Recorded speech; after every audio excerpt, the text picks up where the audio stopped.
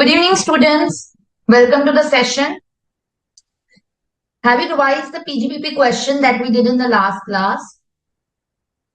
Yes, students. Good evening, Mansha. Okay. You have a doubt in PGBP question. What is the depreciation rate of mobile phone? So the depreciation rate for the mobile phone is, mobile phone, Mansha, is not a machinery, first of all. So the mobile which is there, that will not be classified as a machinery. Understand that one thing very clearly. So mobile phones, EPPX are neither computers nor machinery, and therefore they would not be entitled for the 15% rate or the 40% rate, so to say. Okay. So these are not basically the plant and machinery. Mobile phones are not machinery, Mansha. Okay. Any other doubt? Yes. Good evening, Viraj. Good evening, Sailesh. Good evening, Shankara. Have you revised, students? Yes or no? Was that sum pretty clear to you? Because that was like a full-fledged question on the all the adjustments that we could do on the PGBP. Yes, Mansha? Okay, perfect. Good. So let's then proceed forward. If there are no questions on to that sum, we can then proceed forward. If you have any questions, we can, of course, discuss that first and then we can start with the next topic. Yes. So if I'm not getting answers, I'm presuming that you have understood the sum and then I'm not going into the detail of that. Okay. So then let's start with the capital gain. So I'll quickly recap what we did in the capital gain. Under the capital gain, we first discussed section 45(1), which is the general charge, wherein we discussed that what does 45(1) says, that the profit or gains arising from the transfer of a capital asset. So what is important or noteworthy here? The gains from the transfer. Now, what is transfer? Transfer is defined under section 247. Good, Vanshika. So 247 defines the transfer. Transfer includes the sale, exchange, relinquishment of the asset, extinguishment of any rights therein, compulsory acquisition, the conversion of the capital asset into stock in trade, and transferring the possession of the immobile property, or like becoming a member in the cooperative society whereby the ownership rights get transferred, right? So that is the transfer definition under 247. Then the capital asset is defined under section 214. Capital asset means property of any kind. It includes and excludes certain things. It excludes stock in trade. But for the foreign portfolio investors, these shares which are held as stock in trade, they would be still qualified as the capital asset. So the foreign portfolio investors' security would always be capital asset. Then it excludes the personal effect, but it includes the jewelry, archaeological collection, work of art, drawings. That is included in the definition of capital asset. Then what is excluded is the rural agricultural land. So any land which comes within the limits which is given under section 214, that will be the urban agricultural land and that is not excluded. So what is the given? That land in municipality or cantonment board, if the population is within 10 K, or if the distance from municipality is less than 2 kilometer, population greater than 10K, 2 kilometers and 6 kilometers, then 1 lakh, 6 to 8, then that is 10 lakh. And then what is excluded is the gold bonds. Then there is short-term capital asset, long-term capital asset, which is given under section 242A and 229AA. So for the listed securities, unit of equity-oriented fund, units of UTI, zero coupon bonds, for them, the holding period is less than equal to 12 months. For the land and building unlisted shares, it is 24 months. And for others, 36 months, right? Then we went to specific charge. So 45(1)A is the insurance compensation. If you if there is any natural calamity or man-made calamity and there is damage or destruction of the capital asset, then it is taxable in the previous year in which the insurance compensation is received. Right? The period of holding will be till the year when the capital asset was there. So till the year when in the year in which the capital asset is destroyed, till that year you will consider the period of holding and the indexation. But the taxability will be in the year in which the insurance compensation is received, right? So that is how you will compute the capital gain. Are we clear?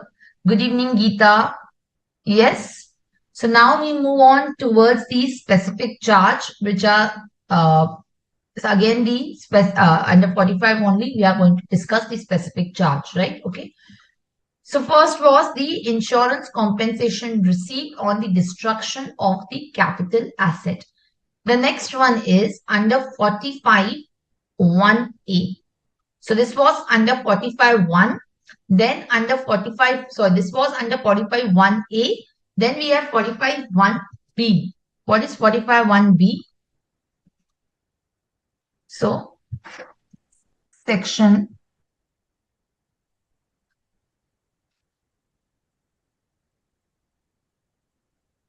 45 1B. This is regarding the unit linked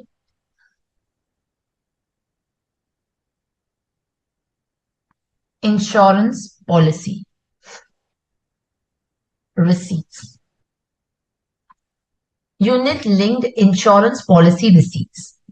Now, if you know about this, so the section 10 of the Income Tax Act, section 10 of the Income Tax Act grants the exemption for the amount received on the unit linked insurance policy. So whatever proceeds you receive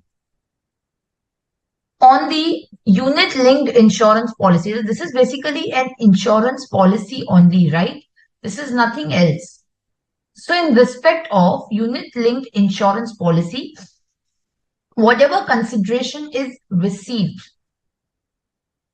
that is generally considered as the exempt consideration. That is generally considered as exempt under section 1010D. Under section 1010D. Are we getting that? Now 1010D grants the exemption in respect of the amount of proceeds on the unit linked insurance policy. Now what does 1010D says? Any sum received, any sum which is received under these kind of policy, under the unit linked insurance policy or any life insurance policy, whatever amount you receive for the life insurance policy, that is considered as exempt under section 1010D. Are we getting that? It could be a keyman insurance policy. It could be the life insurance policy. It could be the life insurance policy which is linked to the units. Are we getting that? However, in respect of the ULIP, an amendment was introduced in Finance Act 2021, wherein under 1010D they said that if the amount of premium exceeds rupees 2.5 lakh, if the amount of premium exceeds rupees 2.5 lakh, then the exemption will not be available. Then the exemption will not be available. So you can write over here. You have to ask the question whether premium on ULIPs greater than rupees 2.5 lakh. If your answer is no, then the amount received exempt under section 1010D. Amount is exempt under 1010D. Are we clear? But where the premium exceeds 2.5 lakh, where the premium exceeds the 2.5 lakh amount, then in that particular case, then you will not get the exemption. Then you are not going to get any exemption under section 1010D. So if the answer is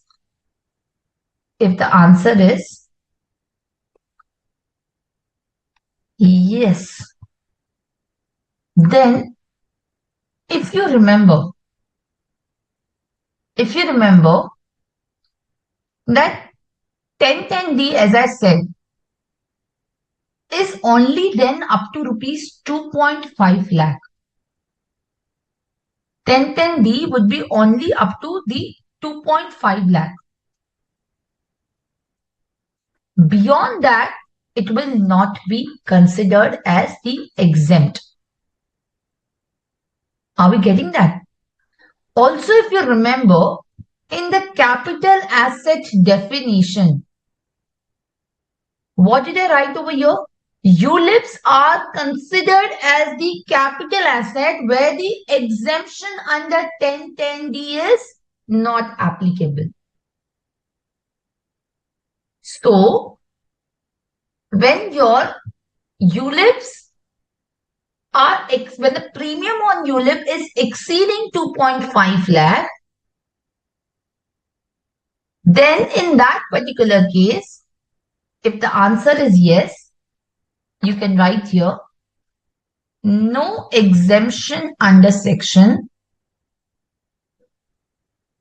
1010D plus capital asset under section 214. Now, if it is a capital asset under section 214, then obviously you will have to compute the capital gain on the amount that is received. So what will be my capital gain? Capital gain under section 45(1)(b). Capital gain will be under 45(1)(b). Now what will be my capital gain over here? The capital gain in this particular case,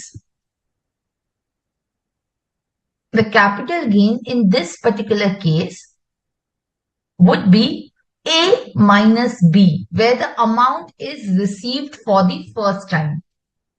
So you have to divide it into two segments. Amount received on first time, and then amount received subsequently. In the first time, the amount will be A minus B. What is A? A is the amount received. A is the amount received,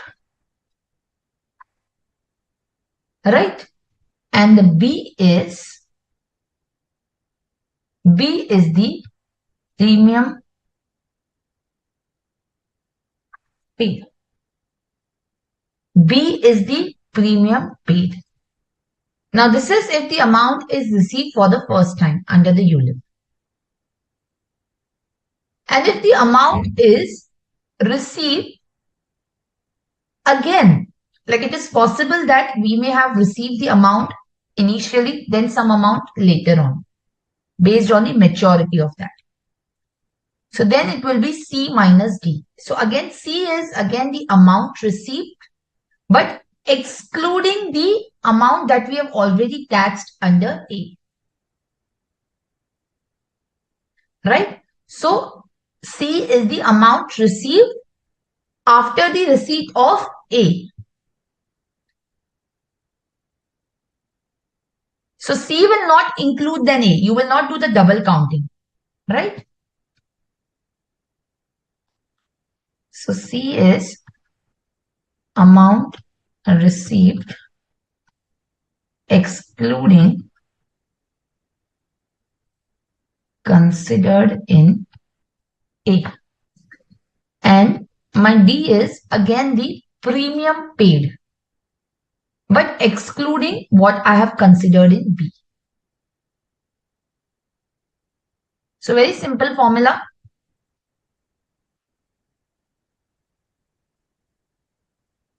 So this is basically amount received minus premium paid. Now this will be taxable in the which year? This is going to be taxable in the year in which you receive the amount. In the year in which you receive the amount, this is going to be taxable in that particular year. Are we getting that? So, what does 45(1)(b) says? 45(1)(b) says that where the premium on the ULIP exceed 2.5 lakh, then there will be the capital gain. There will be the capital gain in the year in which you receive the amount. Okay, so just write down capital gain in the year of receipt. Taxability in the previous year in which amount is received. Are we clear? Yes or no? Yes, students? Okay.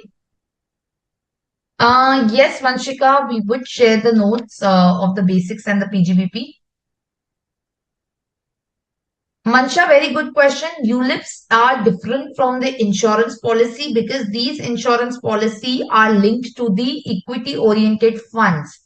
So these are basically different from the life insurance policy that you get. So yes, these are also the insurance policy, but these are linked to the units. And yes, as I said, under 1010D, exemption is for all the insurance policies. And for the life insurance policy, in order to bring the parity between the taxation of the ULIPs and the taxation of the LIC, there has been amendment under the income from other sources. So for the life insurance policy is not a capital asset. So for that, the premium, the amount that would be received is going to be taxed under income from other sources. That's what we are going to look at it when we go to the E4 class. Okay, Mansha? Yes. Any other question? Okay. Next, move to 45(2).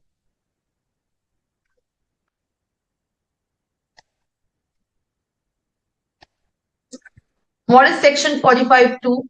Now, section 45(2) is regarding the conversion of capital asset into stock in trade.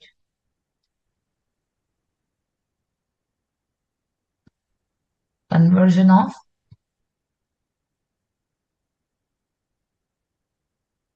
capital asset into stock in trade. Now, you have seen the conversion of stock in trade into capital asset. Conversion of capital asset into stock in trade is covered under 45(2). Now, it is quite possible, see in the examination, you may get a question that the adjustment may be like this. Let's say Mr. A, who is having the land and building, and then he started the business of the real estate. Listen to this very carefully. Then he started the business of real estate, and the land and building which he was owning, he started developing it to sell it to the different customers. Or the question may be like this, that Mr. A had a plot of land. In order to expand his real estate business, or in order to start his real estate business, he utilized that land to develop the building on the same, in order to sell it into different units to the customers. That is an indirect hint to you that the capital asset is being converted to stock in trade. Or other way around, the question can be, let's say, for example, a real estate developer has closed his business and the stock of building what he had is now being utilized for carrying on his business. He has discontinued the real estate business, and whatever the stock of land and building was there, he's going to use it either for the business purpose, for the other business, other stream of business, which means indirectly it will give you the hint that the stock in trade is now being converted into a capital asset. Are we getting that? So that's how the question will be there. And it will not be directly that the stock in trade is converted or capital asset is converted. Are we clear? Okay. So conversion of capital asset into stock in trade is under 45(2). Now under 45(2), how do we consider the taxability? How do we consider the taxability of the capital asset into stock in trade? Now let's take an example. Let's say I have purchased the land in 2000, converted into stock in trade in 2001. Let's understand with the example. Purchased land in the year 2000, converted to stock in trade in the year 2001, and sold the land in the year, let's say, 2007. Now, let's say the land was purchased for 40 lakh and was sold for 90 lakh. Let's say purchase cost is 40 lakh, sold for 90 lakh, and on this date, let's say the fair market value was rupees 70 lakh. Now, how the taxability would be there? So the taxability capital gain is occurring on this event. This is the trigger, right? This is where the trigger happens for the capital gain. So the capital gain will be taxability in which year? Taxability in the previous year in which the stock in trade is sold. In the previous year in which stock in trade is sold. That is year 2007. Now, this is in complete contrast with 28(6) under the PGBP, where you have conversion of stock in trade into capital asset. There, the taxability under the PGBP is in the previous year in which the stock in trade is converted into capital asset. Here, under the capital gain, the taxability is in the previous year in which the stock in trade is sold. In the previous year in which the stock in trade is sold. So there is a difference between both. Are we getting that? So here the taxability will be in the year 2007. Then what will be my full value of consideration? The full value of consideration will be the fair market value on the date of conversion. Under the PGBP also, it was the fair market value as per Rule 11. As per Rule 11 UB, remember that? For the land and building, it was stamp duty value. For others, it was open market value. Here also, it is the FMV on the date of conversion, which is, let's say, 70 lakh. Minus cost of acquisition was, let's say, 50 lakh. What will be my period of holding, and for the index cost, till which year I will take? Now, again, the period of holding will not be till 2007. The period of holding will not be till 2007. The period of holding will be till the time when the particular property was a capital asset. The moment it ceased to be a capital asset, there would not be any indexation, or the period of holding will also cease over there. So the period of holding will be till the year of conversion. That is 2000 to 2001. So the period of holding will be only this much. Are we getting that? And indexation will also be applied only till this period. So this will give me the capital gain. This will give me the capital. Are we clear? Yes.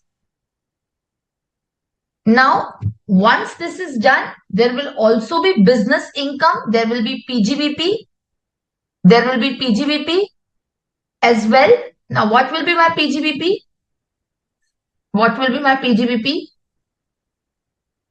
So there will also be the PGBP in the year 2007 when stock in trade is sold.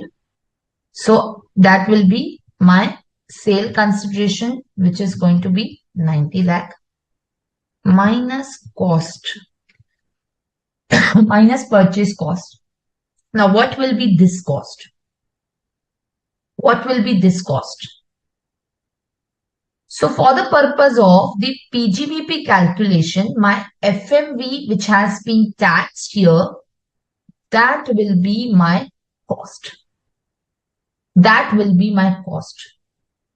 Are we clear? So my cost will be this 70 lakh. So 20 lakh is going to be my PGBP. Same way, the way we are having the under the conversion of stock in trade into capital asset. Also, one more point. Let's say, for example, if I have the chargeability in the year 2007 for the capital gain, isn't it? Now, if the capital gains are going to be chargeable in the year 2007, but I have the period of holding till 2001. I have period of holding till 2001. The question which arises is, let's say for example, if I want to put the amount in the bonds, in the 54 EC bonds, which is for the purpose of saving the capital gain. The exemption under 54 EC, if I want to claim, I would invest in the bonds. Now you have to invest in the bonds under section 54 EC within the 6 months, from the date of sale. Now the sale has happened, according to the capital gain, the sale has happened in 2001. Are we getting that? But when I am computing the capital gain, I am computing the capital gain in 2007. When the stock in trade is sold. So for the 54 EC purpose, what do we need to consider? So for the 6 months period, from where do we need to consider the 6 months period? Whether from the date of sale or whether from the date of the capital gain. So in that particular case, the CBDT has clarified that the period of 6 months is to be reckoned from the date of sale of stock in trade and not from the conversion into the capital as into the stock in trade. So CBDT has clarified that.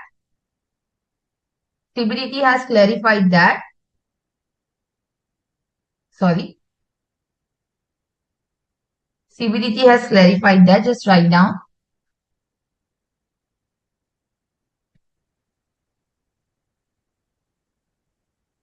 That CBDT circular section 54 EC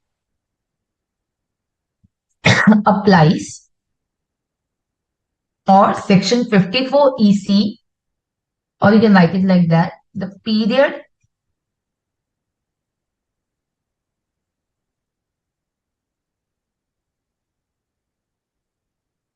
of 6 months for the purpose of section 54 EC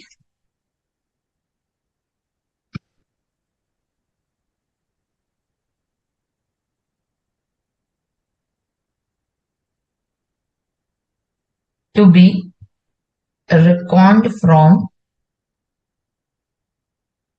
date of sale of stock in trade and not from date of conversion of capital asset into stock in trade. Yes. So CBDT has given this particular circular. Clear? Geeta, for the ULIP, A, B, C, D is, let's say for example, I have received, let's say 7 lakh rupees from the ULIPs. And I have made the premium payment of, let's say 3 lakh. So the 5 lakh will be my capital gain under 45(1)(b). Okay. Let's say, for example, again, in the another half of the year, I would have received another 6 lakh rupees. Right? So I will not do 7 plus 6. The 7 lakh which I have received earlier plus 6. That I will not do. I will again consider 6 lakh. And for those ULIPs, I would have, let's say, paid the premium of, let's say, maybe 5 lakh. So 1 lakh will be my capital gain later on. So my capital gain in the first part will be 7 minus 3. In the second part, it will be 6 minus 5. So that is what A, B, C, D. So A minus B. So basically the capital gain for ULIP is going to be the premium, the amount that you receive from ULIP minus the premium that you are paying. That's it. Clear? Okay. So just write down now the difference between the taxability. I'm just giving you a summary of conversion of capital asset into stock in trade and conversion of stock in trade into the capital asset. So I'm just giving you the differences of the two. Okay. So just write down taxability in the previous year. This is in the previous year in which stock in trade is sold. This is when stock in trade is converted to capital asset. Okay. What is my full value of consideration? FMV as on the date of conversion. Here also it is FMV as on the date of conversion. So under both the cases, it is going to be FMV as on the date of the conversion. But under the 28(6)(a), this is going to be as per Rule 11 UAB. Here it is not prescribed by any rules. As per Rule 11 UAB. Then my cost is here. Here my cost is whatever the cost that I have incurred. There also the cost that I would have incurred. Right? Now the chargeability I told you. Again, next important point over here. Here also it is cost of acquisition. Okay. Here, security transaction tax is not allowed in capital gain versus this will be allowed over here. So if there is security transaction tax which is paid on the sale or the purchase, it is allowed under PGBP, but it's not allowed under capital gain. So this is section 45(2). This is section 28. Yes, is it clear? So 28.6a, not 28.6, 28.6a. Okay. Any doubts, students? Yes. Okay, perfect. Now, section 45.3. Sorry, before that, there is one more section which is there, which is section 45.2a. Now, what is 45.2a? So 45.2 was for regarding the conversion of the capital asset into the stock in trade. 45.2a is regarding to the method that you have to adopt for the transfer of beneficial interest in securities. This is transfer of beneficial interest in security. This is very theoretical section. So what does this provision says is that where any person at any time during the previous year, okay, transfers any beneficial interest in the security. What is beneficial interest? So the shares are being held by the broker in which you are maintaining your trading account. But who is holding the beneficial interest? I am holding it, right? The shares are owned by me, but it is being at the moment lying with the broker. So the profit or gains arising from the transfer made by the depository, right? Made by the depository will result in not the income of the depository. It is the income of the beneficial owner. So that's why it says that in case of the beneficial interest in securities getting transferred, how will it get transferred? Let's say if the broker is selling the shares, then it is not being considered as the shares are held by the broker. It will be considered that the shares are of the person who is holding the beneficial interest. So the income will be of the beneficial owner in the year in which the transfer take place and not as the income of the depository. And in this particular case, the cost of acquisition and the period of holding will be determined on the FIFO basis. Will be determined by the FIFO basis. Are we clear? So just write down.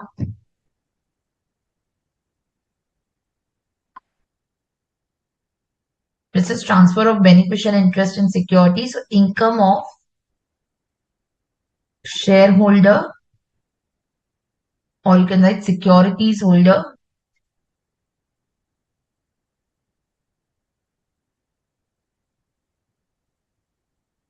and not of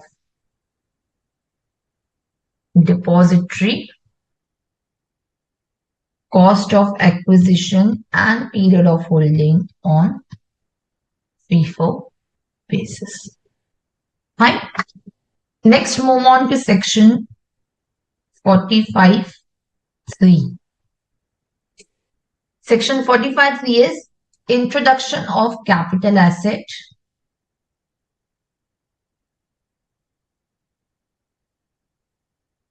Introduction of the capital asset as capital contribution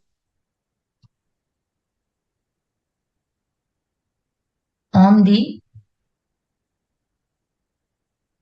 admission of partner. Okay.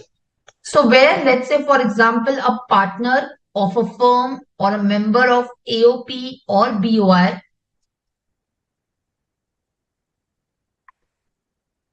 okay, introduces by way of capital contribution any asset, then this shall be chargeable to tax as the income of the previous year in which the transfer takes place.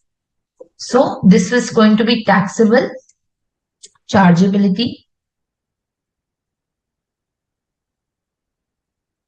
in the previous year in which transfer takes place. Now, what is the full value of consideration? The full value of consideration here will be the amount recorded in the books of the firm as the value of capital asset. So, amount recorded in the books of accounts of firm AOP or BOI as value of capital asset. My cost of acquisition will be my cost. Period of holding or indexation will be again here normal. There is no problem till the capital asset was held. This will give me the capital gain. Fine. Okay. So this is section 45(3). Now next one is a very, very, very important provision. Section 45(4) and section 9B of the Income Tax Act. This is what we are going to learn together. Section 9B and section 45(4). So just write down.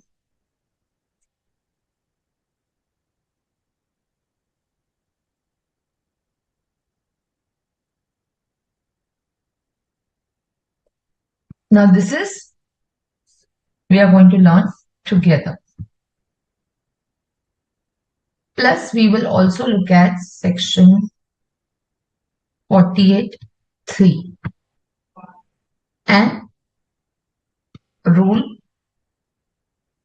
8AB plus CBDT circular. So this is how we are going to look at it, because all of these are to be read together. Now first we will start with section 9B.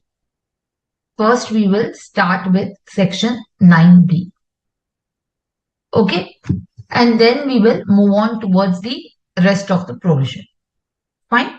Okay, one more important thing in terms of the conversion of the capital asset into stock in trade. Now, one thing just which I forgot to tell you. Remember when the stock in trade was converted into capital asset.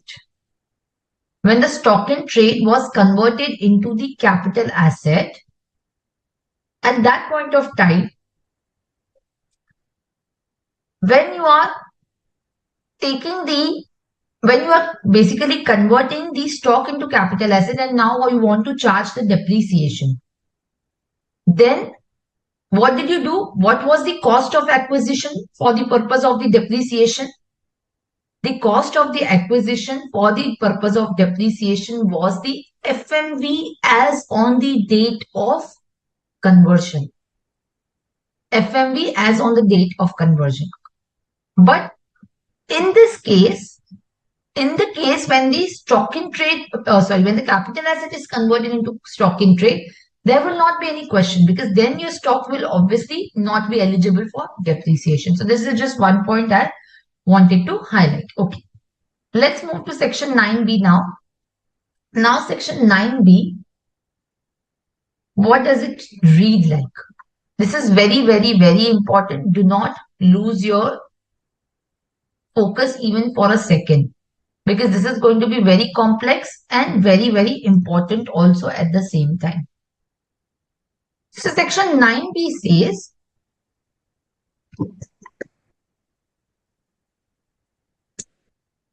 where a specified person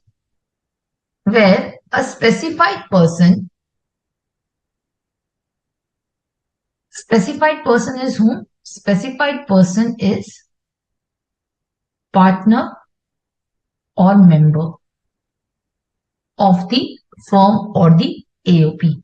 That is the meaning of specified person or the BOI. Receives during the previous year any capital asset or stock in trade or both from the specified entity is the partnership firm or AOP or the BOI, in connection with the dissolution or reconstitution of the specified entity, then the specified entity shall be deemed to have transferred the capital asset or stock in trade to the specified person in the year in which the capital asset or stock in trade are received by the specified person. Ma'am, we didn't understand anything out of this. Okay, let me explain. So section 9B provides the trigger. The first part is providing the trigger. The second part is providing the outcome. So section 9B, write it down.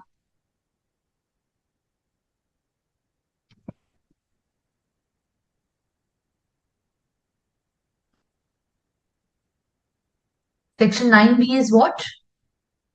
Receipt of the capital asset or stock in trade by the partner. Now, I am dividing it into 4 segments.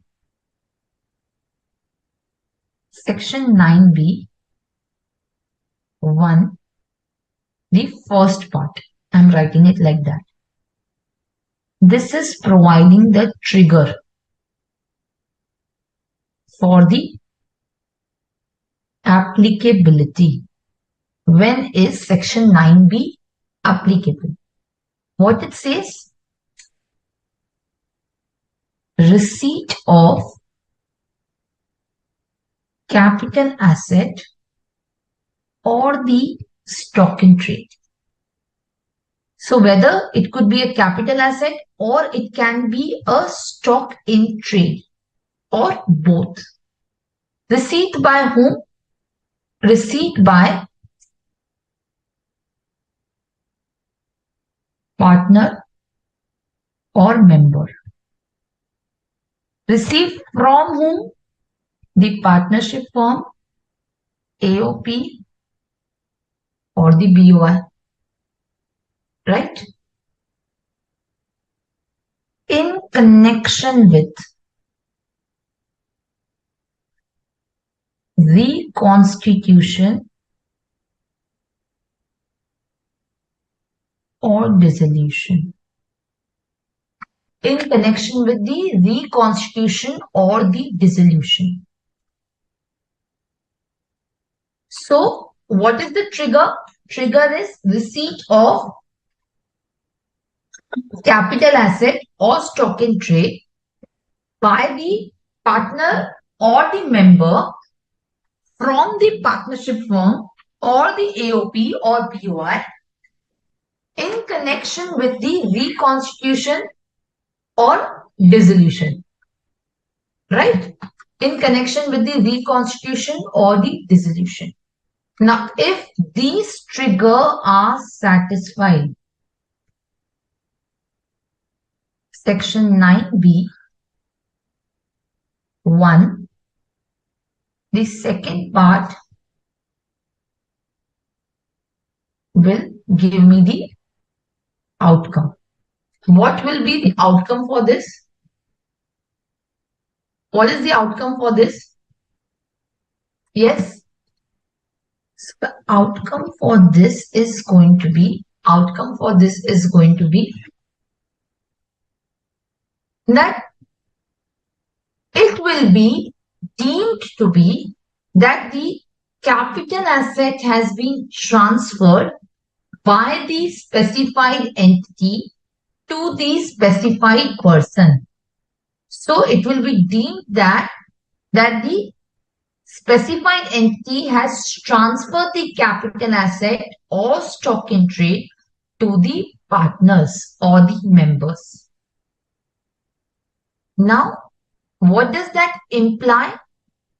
This should imply, write down, it is deemed that the specified entity, I'm writing SC, has transferred the capital asset or stock in trade to the specified person. Now, this means by deeming this, it implies what? This is the income of the specified entity. This is going to be the income of the specified entity under section 9B. So when I'm saying that it will be deemed that the specified entity has transferred the capital asset or stock in trade to the specified person, meaning it will be income of the specified entity. It will be deemed to be the income of the specified entity. Now, understand one thing very, very carefully. Why it is put up through section 9B and not under any of the heads of income. If you know, the heads of income start from section 14 onwards, salary. Section 9B does not classify under any heads of income. It is for the reason that here they are trying to cover both capital asset as well as stock in trade. So meaning the head of income, you have to classify according to the rules under the head of income. So if the capital asset is transferred, this will be income under the head capital gain. If the stock in trade is transferred, it will be chargeable under the head PGBP. So under capital gain or PGBP, as the case may be. Fine. Yes. Okay. Now this will be the income of chargeability in which year?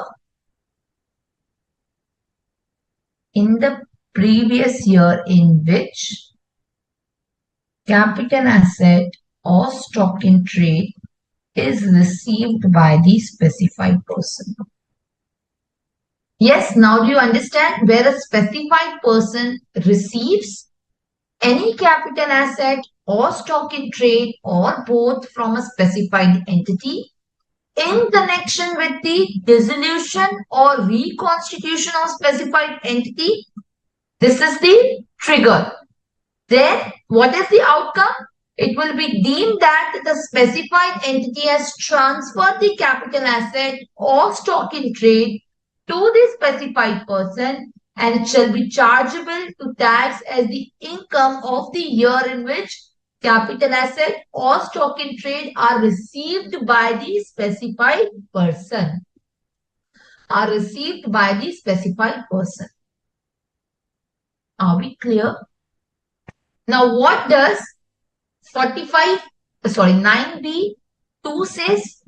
9B2, sorry.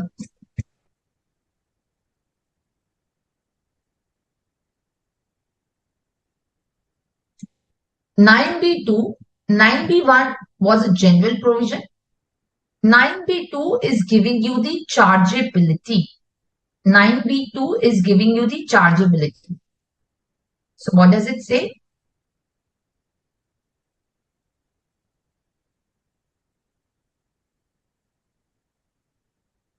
Nine B2 is clearly saying that the profit or gains arising from the deemed transfer of capital asset or stock in trade by the specified entity will be deemed to be the income of the specified entity.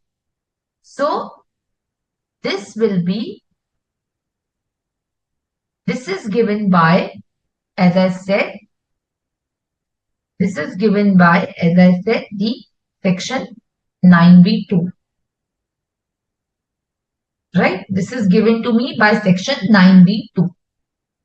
So, as I said, that the deemed transfer by the specified entity to specified person will be deemed to be the income of the specified entity of the previous year in which the capital asset or stock in trade is received by the specified person and shall be chargeable to income tax under PGBP or capital gain accordingly. Okay? Yes. Then what does section 9B3 says? Section 9B subsection 3 provides the computation. So for the computational aspect, it just provides what will be the full value of consideration. It does not talk about the cost. The cost and the expenses computation will depend on the head of income in which you are classifying it, in which there will be chargeable. What it is providing that what will be the full value of consideration. So fair market value of the capital asset or stock in trade on the date of its receipt by the specified person shall be deemed to be the full value of consideration. Okay. So full value of consideration is FMV of the capital asset or stock in trade as on date of receipt by specified person. Are we clear? Yes, students, any doubt, any question? Is this clear? Is section 9B clear? Yes or no fast? Yes, students, is 9B clear? Because only then you can proceed to 45.4. If 9B, if you have any questions, first we can discuss that. Just go through it. I'm giving you 1 minute time to go through it in detail. Yes, just look at the screen and go through once again.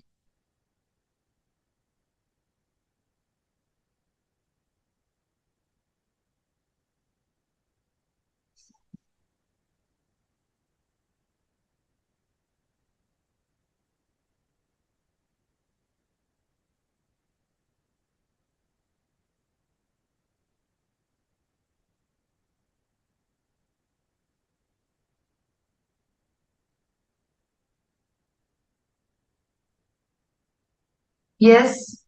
Wait, Panchika, just go through in detail once. Look at the screen and try to understand this provision.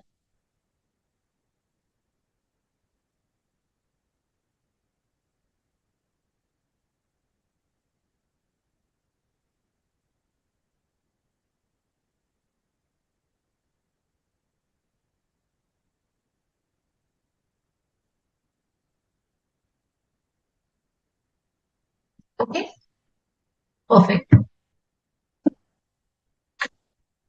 So let's proceed further then. So this was section 9B.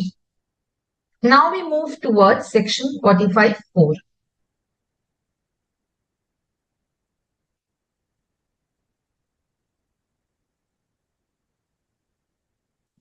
Now what does section 45.4 provides?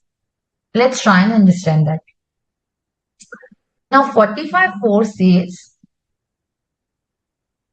I'm first putting up again the section over here. Let me just put the section wordings. What does it say so that you will be able to understand it better.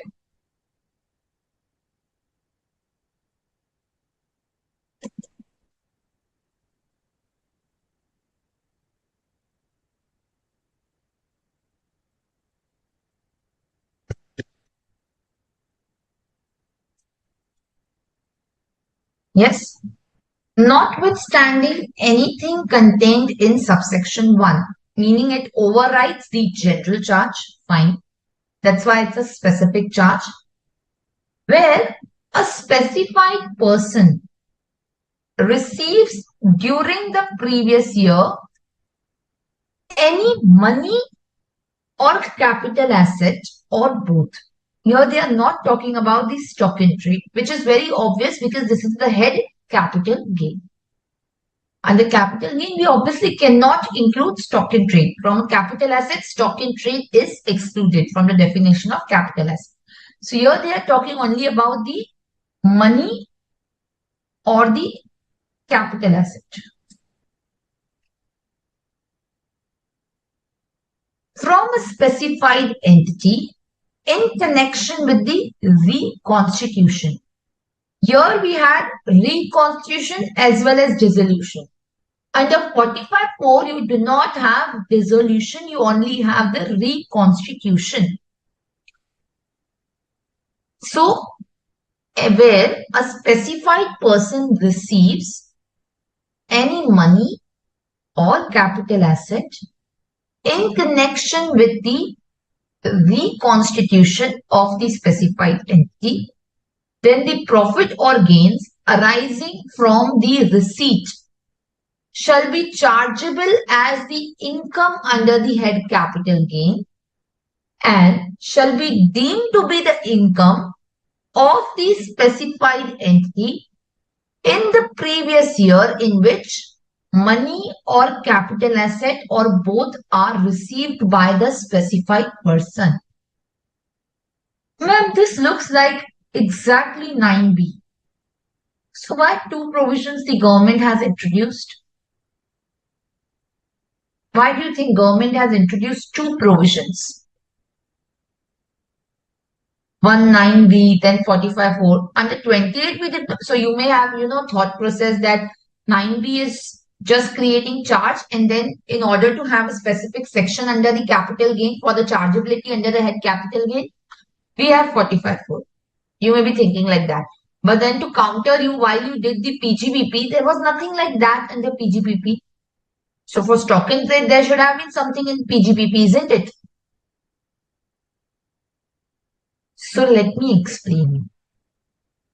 The 45(4) is different from section 9B.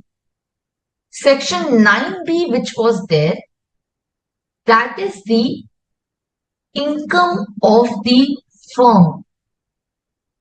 Section 45(4) is the income of the partner. So, if you look at section 9B, what does it say? This is the income. There will be deemed income arising from the transfer of capital asset or stock in trade to the partner. And that shall be deemed to be the income of the firm. So what is the point of income? The point of income is the transfer of capital asset or stock in trade by the firm to the partners. So this is section 9B is income of the firm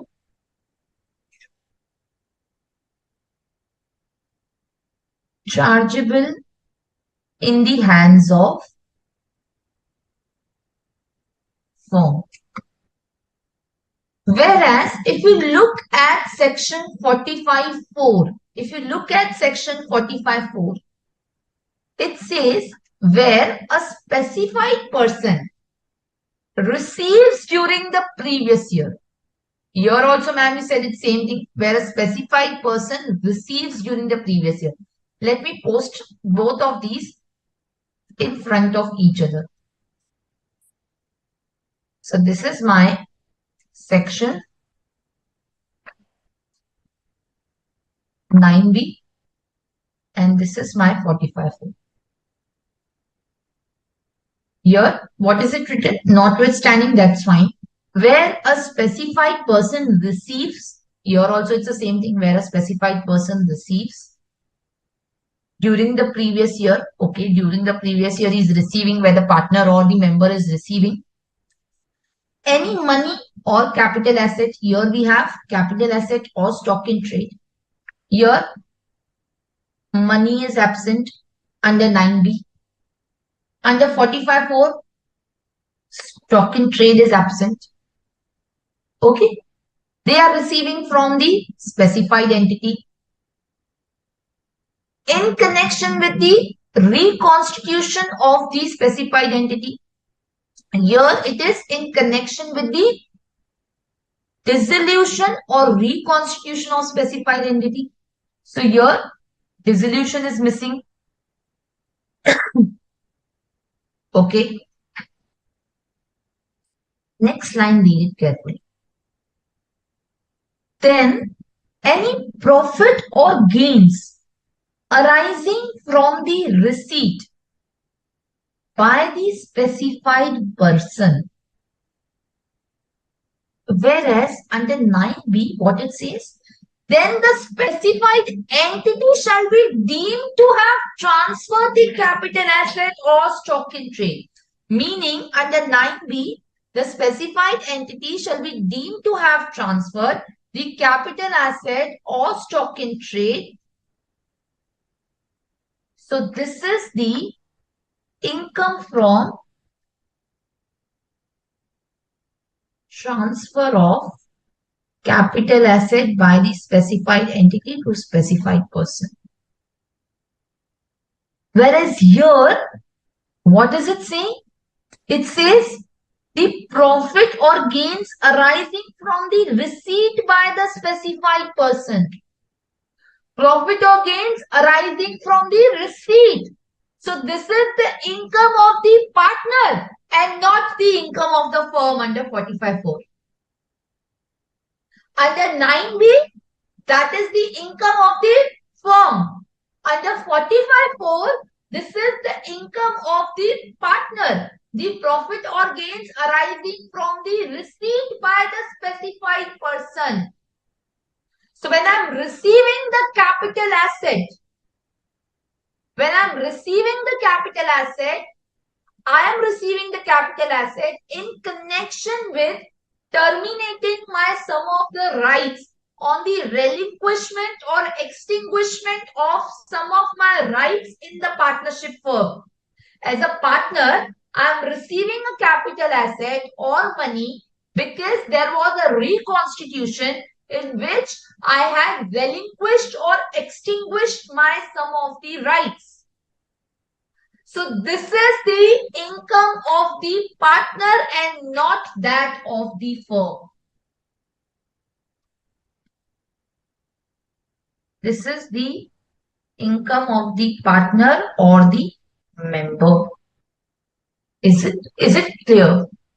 So profit or gains arising from such receipt by the specified person shall be chargeable to income tax as the income of the specified entity.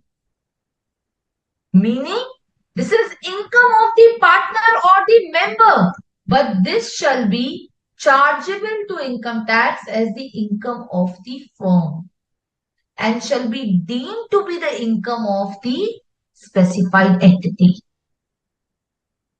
So, this is the income of the partner or the member, but chargeable as income of the firm or AOP or BOI. Whereas under 9b, this is income of the firm chargeable as income of the firm. Are we clear? Yes or no, students? Yes. Is it clear? Did you get it? What is the difference between 9b and 45(4)? Okay. So just write down.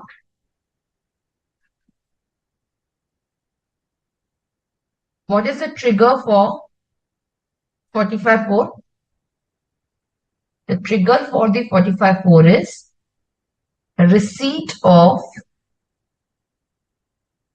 money or capital asset by the specified person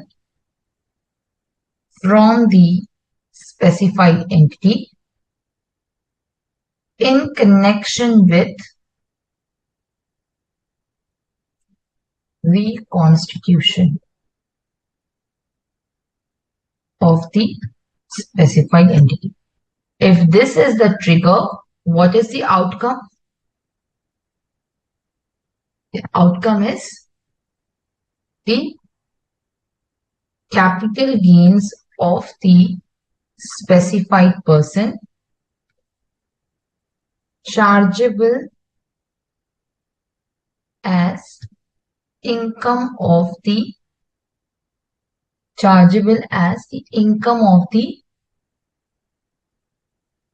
specified entity, and this will be deemed to be income of the specified entity in the previous year in which capital asset or money is received by the specified person. Okay, this shall be the income of the previous year in which the capital asset or money is received by the specified person. Yes. Okay. Now, if that be the case, how will the computation be? So my computation will be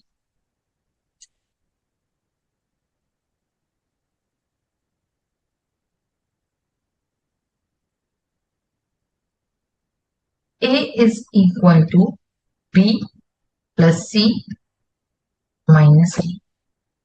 A is my capital gain amount. A is my capital gain amount. Okay. B is money received. C is the fair market value of capital asset on the date of receipt. And D is the capital balance. D is the capital balance of specified person in the books of accounts of the specified entity.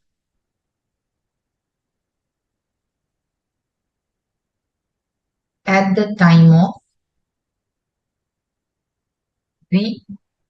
reconstitution. At the time of reconstitution.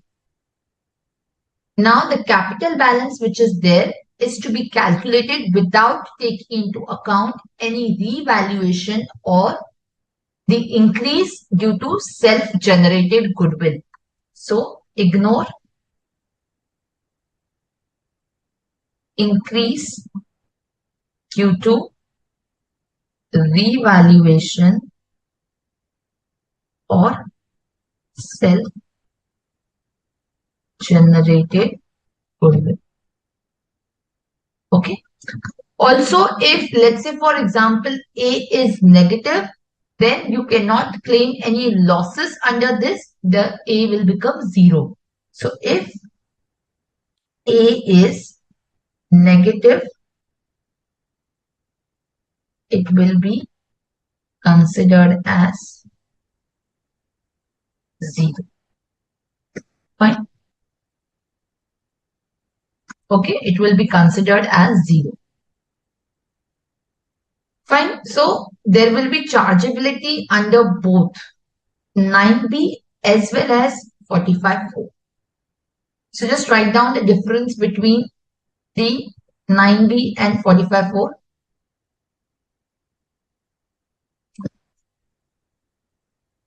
Nine B 45(4) trigger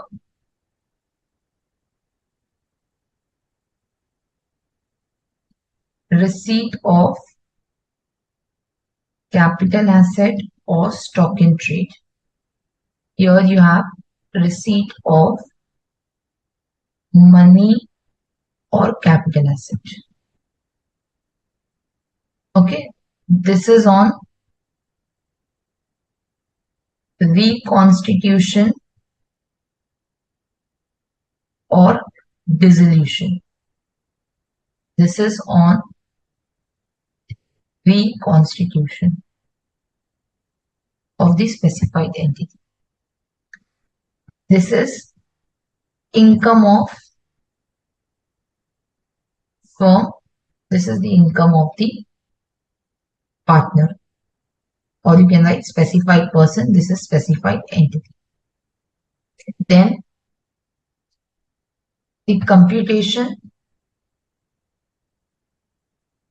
FVC is equal to FMV on date of receipt, balance computation as per PGPP or capital gain. Here it is A is equal to B plus C minus D. Fine. So in case where capital asset is received on reconstitution, section 9B and section 45(4), both will get attracted. Okay, both will get attracted. So in this situation, when you are receiving a capital asset on reconstitution, section 9B and 45(4), both will get attracted. Now, what do we understand by the reconstitution? Reconstitution is defined under section 9B. So what do we understand by reconstitution?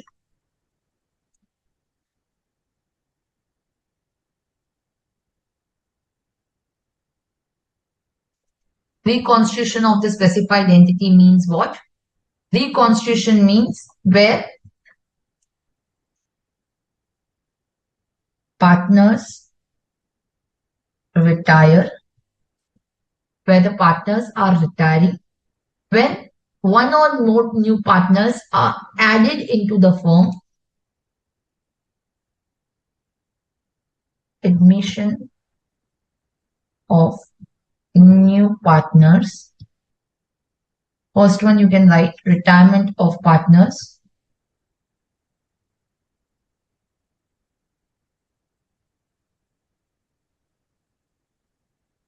So either there is admission of the partner, then there is retirement of the partners, or change in the profit sharing ratio. Profit sharing ratio. In any of these cases, it will be considered as the reconstitution of the firm. And as I said, when there is reconstitution and a capital asset is received, there will be both 45(4) and 9B. Now you will obviously ask, ma'am, will there be then double taxation? Yes, there will be double taxation, but that will be resolved by way of the circular of the CBDT and section 48(3). So we'll take a break over here so that we know we can then discuss 48(3) in detail. So let's take a small break of 10 minutes and then we get back. Okay? Let's take a break.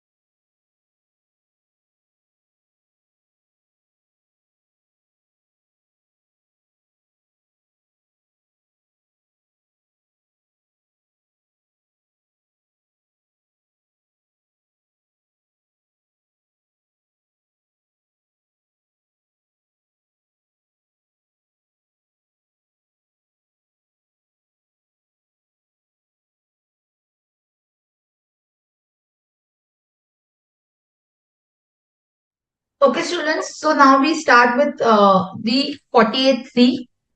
As I said, 48 section which is there is in terms of the deductions. It's basically allows you the deductions from the capital gains, right? So 48 is in regard to that.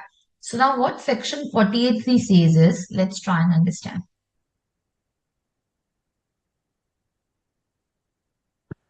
48 small 3. Okay, you have to be very careful how do you look at the sections. Okay, so 45 for 9B both are applicable, right, when a capital asset is received on the reconstitution.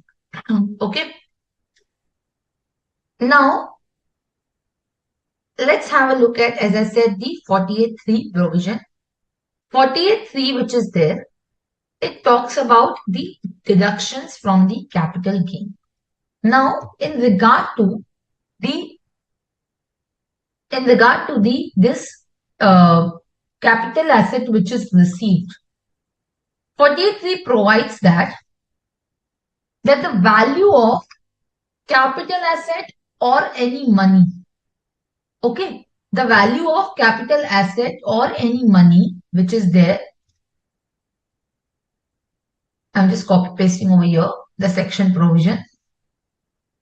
In case of the value of any money or capital asset which is received by the specified person from the specified entity referred to in 45.4, the amount chargeable to income tax as the income of the specified entity under that subsection, which is attributable to the capital asset being transferred by the specified entity, calculated in the prescribed manner. Now, ma'am, what it is trying to say? We don't understand anything. Yes. So this we are going to understand with the help of the example. So let's understand with the help of example. Let's say there is this balance sheet of the partnership firm.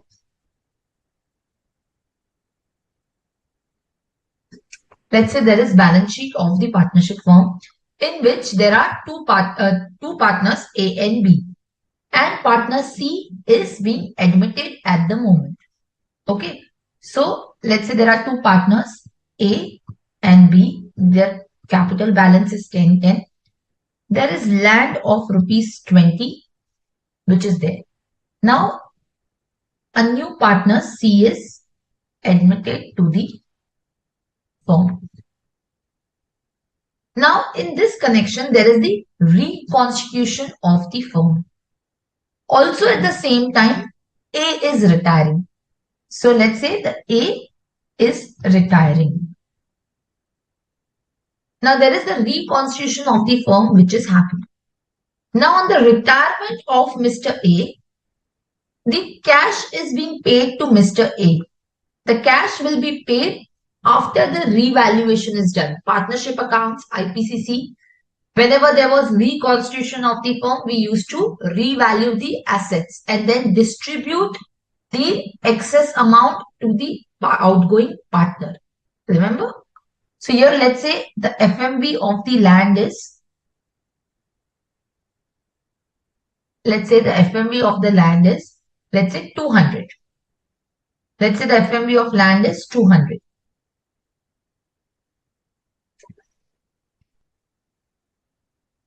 Now, out of this 200, 100 will be the share of A. So I will give this cash of rupees 100 equivalent to his share in revalued land is paid to Mr. A on retirement. So whether section 9B is applicable? No. Because money is paid on retirement, capital asset is not given. Land is lying with the firm only. What is given to Mr. A is the cash. Alright. So 90 will not be applicable. 45.4, yes, 45.4 will be applicable. Capital asset or money on the reconstitution. So yes, of course, we will apply 45.4. Now, what will be my computation?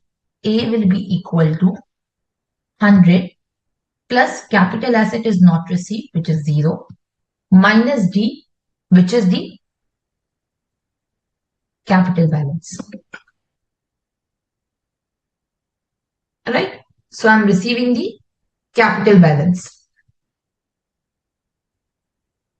Okay? So this will be 90. Isn't it? This will be 90. So I'm receiving the capital asset and this will give me rupees 90 as the capital gain, which is A. Are we clear? So next is, now 48.3, what does it provide is, 48.3 says, 48.3 will provide that this share which is there, this share of land which has been received by the A. So what 45.4 is essentially trying to do is, 45.4 is trying to tax the amount at the time when there has been revaluation. Now the land is not being sold at this moment. What we have done is we have revalued the assets. We have revalued the assets at this particular moment. We have not sold any land at this juncture. Isn't it? So if you look at it, the land is not being sold. What is being done? We are revaluing the asset and based on that revaluation, we are giving the amount to the partner who is outgoing. So therefore, in that situation, when the land will be sold, at that point of time, again, there will be capital gain tax.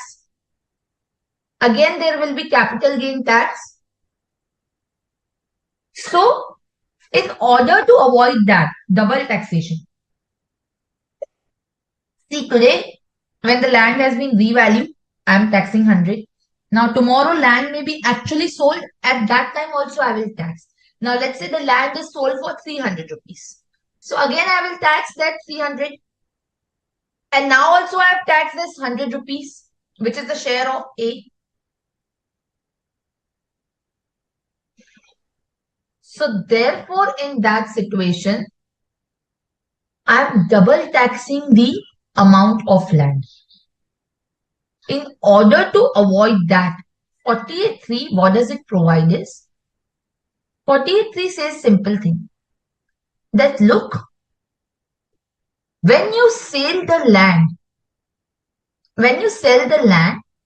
at that time, I will give you the deduction of the amount that is being taxed under 45.4. So if you now read the 48.3, what does it says? In case of the value of any money or capital asset received by the specified person from specified entity, which is referred to in 45.4, the amount chargeable to income tax as the income of the specified entity under 45.4, which is attributable to the capital asset transferred, will be given as the deduction. So, this amount which is taxed under 45.4, 90 rupees. This amount which is taxed under 45.4, which is 90 rupees. Now, when I will sell the land,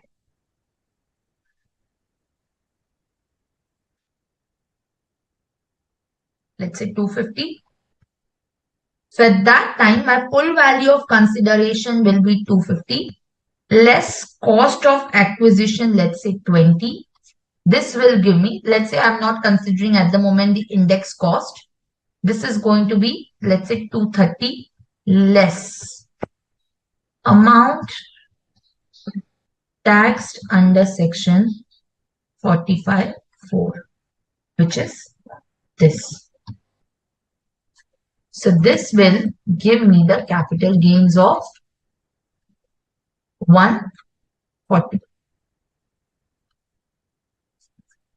Are we getting this? This will give me the capital gains of 140. So basically, we are eliminating the taxation which has happened once under 45(4), so that there is no double taxation at 2 point of time. The double taxation as per 9B and 45(4) is not resolved under 48(3). That is resolved by way of CBDT circular. But the taxation that is happening, that because there is a preponement of liability under 45(4). See, the land actually is not sold because of the revaluation. There has been a taxability under 45(4), which means there's a preponement of tax. So because of the preponement of liability under 45(4), when the land is actually sold, that amount will give you the deduction. Yes, students, 48(3), is it clear? Yes. 48(3), is it clear? What do we understand, or how do we apply 48(3)? We'll discuss one more example to understand that. Now, if you look at this 48(3), it says as may be prescribed. The calculation is prescribed by the income tax rules. The calculation is prescribed by the income tax rules. Okay. So, the rule is Rule 8AB. Rule 8AB. Now, let me give you another example. So, let's say this is balance sheet of the partnership firm.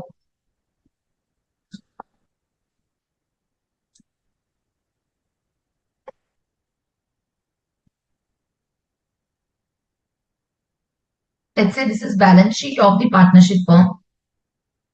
Now, in this balance sheet, we have the partners A and B, with where their capital is 10 and 10. A, 10, B, 10. Now, we have the capital asset, which is one is, let's say, land. The second one we have is the, let's say, plant and machinery. Okay. So, we have two capital assets, land and plant and machinery. Now, as far as the land is concerned, the book value is 10, and as of the plant and machinery is also 10. So, let's say my book value is 10 and 10. Okay. Now, let's say, for example, the A is retiring and C is being admitted. Okay. A is retiring and C is being admitted. This is retiring and C is admitted. So, I'm doing the revaluation. So, the fair market value is, let's say, 70 and this is 130. Okay. Now, total revaluation, because of which there is 200. So, the share of A is 100. So, cash of rupees 100 is paid to Mr. A on retirement. Same as last example, but here just that we have two assets. In the last example, we had only one asset. So it was easier to apply and correlate the amount of 45(4) which is taxed directly to the asset. Now, section 9B will not be applicable as money is being paid. Section 45(4), this is applicable.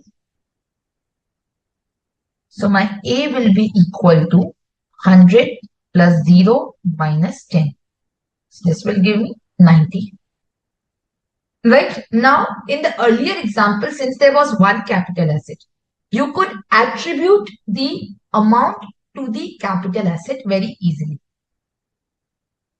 Then 45.4, you have the taxability, and that is attributable because of the revaluation in land.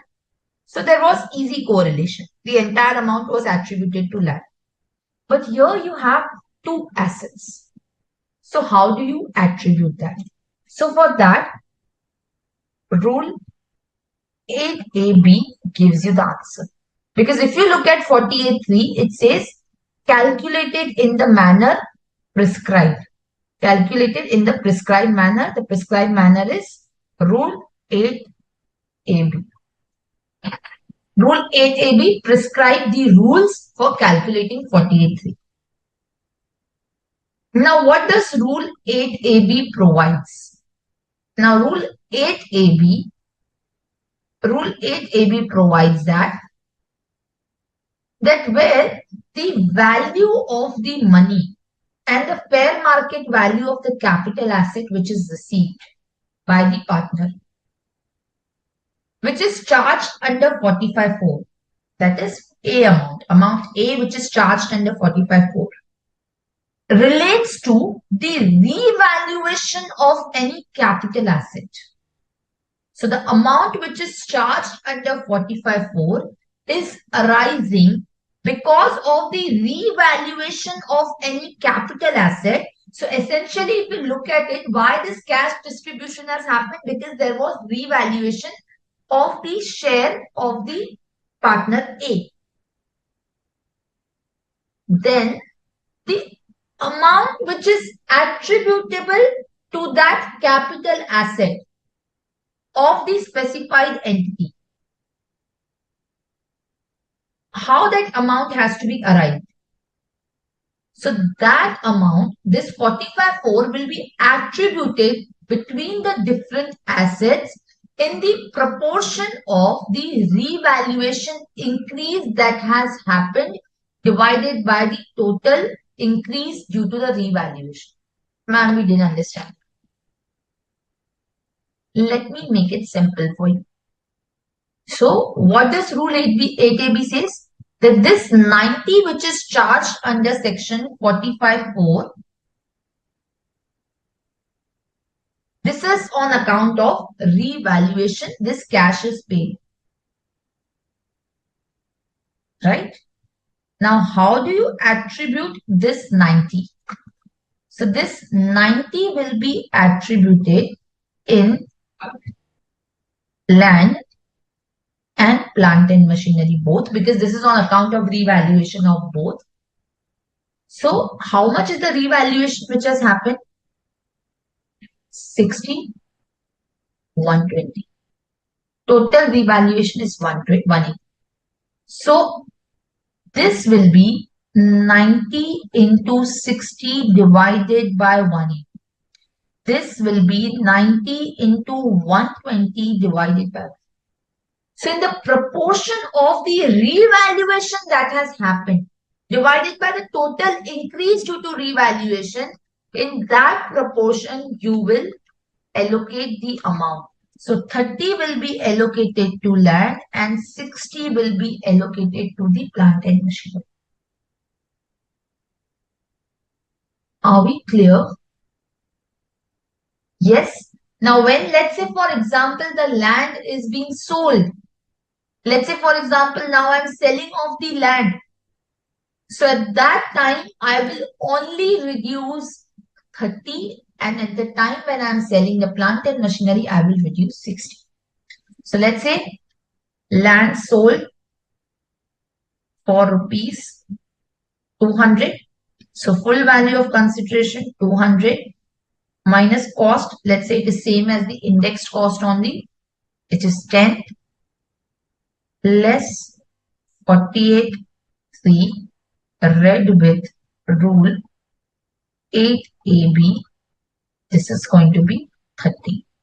So this is going to be how much? 200 minus 40. This is 160. Same thing will be for the plant and machine. At that time, 60 will be reduced. Is it clear? Are you clear about 48.3 application?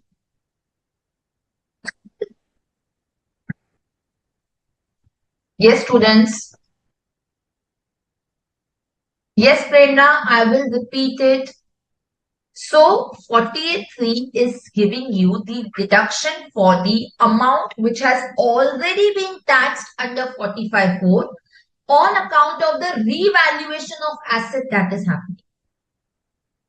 So you are being charged under 45.4. See, whenever the partner retires, if you look at the partnership account, whenever he retires, what you do? You revalue all the asset and liability. Sorry. You revalue all the asset and liability. I'm so sorry. And what you do is, on the revaluation, whatever amount is arrived at after revaluation, the excess amount is being distributed amongst the partners. Isn't it? So the share of that partner, he will take it away. CPT, IPCC partnership accounts, you have done very well, right? Whenever the retirement happens, what we do is we credit the excess amount on the revaluation as the goodwill and we distribute it amongst the partner, isn't it? That's what 45.4 is trying to tax. So whatever amount the partner is taking away, either money or capital asset, when he's taking away capital asset, there is no problem.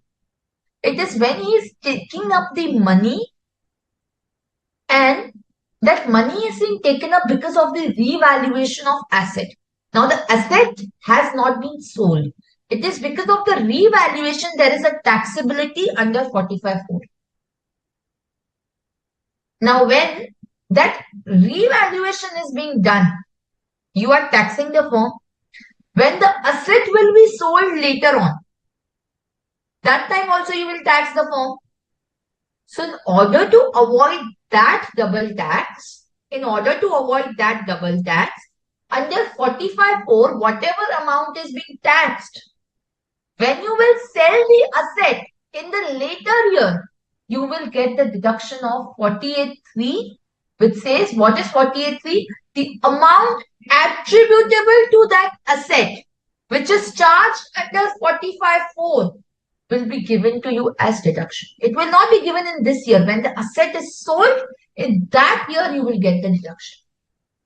Is it clear? Yes or no? Yes, students. 45.4 is clear and 48.3 specifically. Yes or no? Students, is this clear?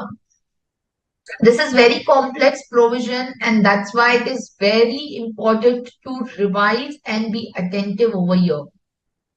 Are you with me? I'm not getting any responses. Yes, Viraj, great. Others, is it clear? If it's not clear, I can repeat it 100 times, but it should be clear because otherwise you will never understand this provision if you read it by yourself. Okay?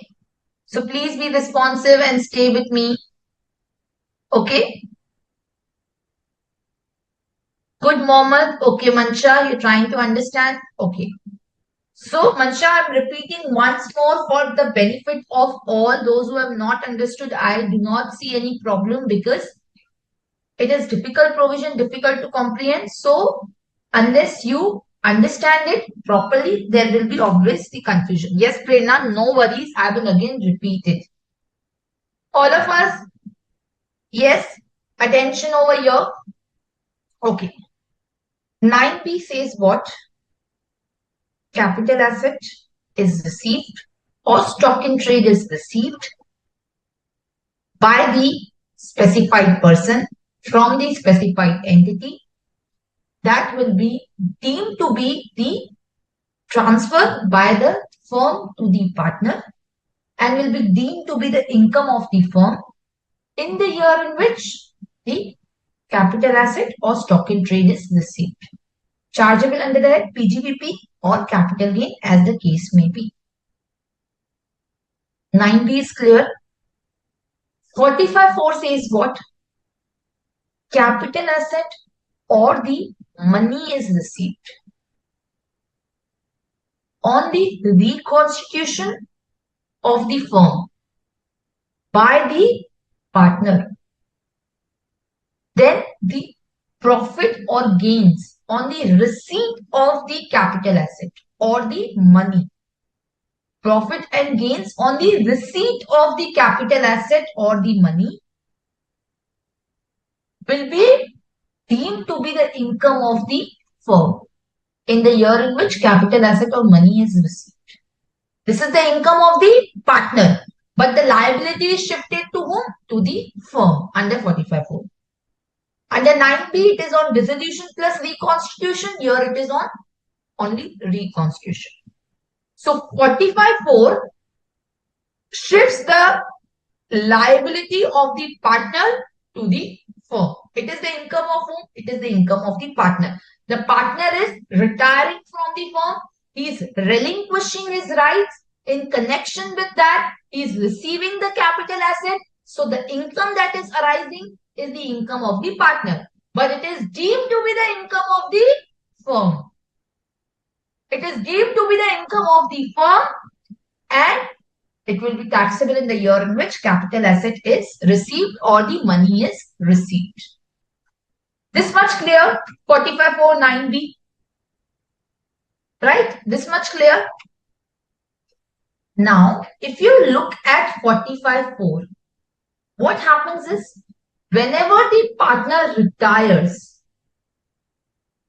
in the accounting, what you do? You recast the balance sheet.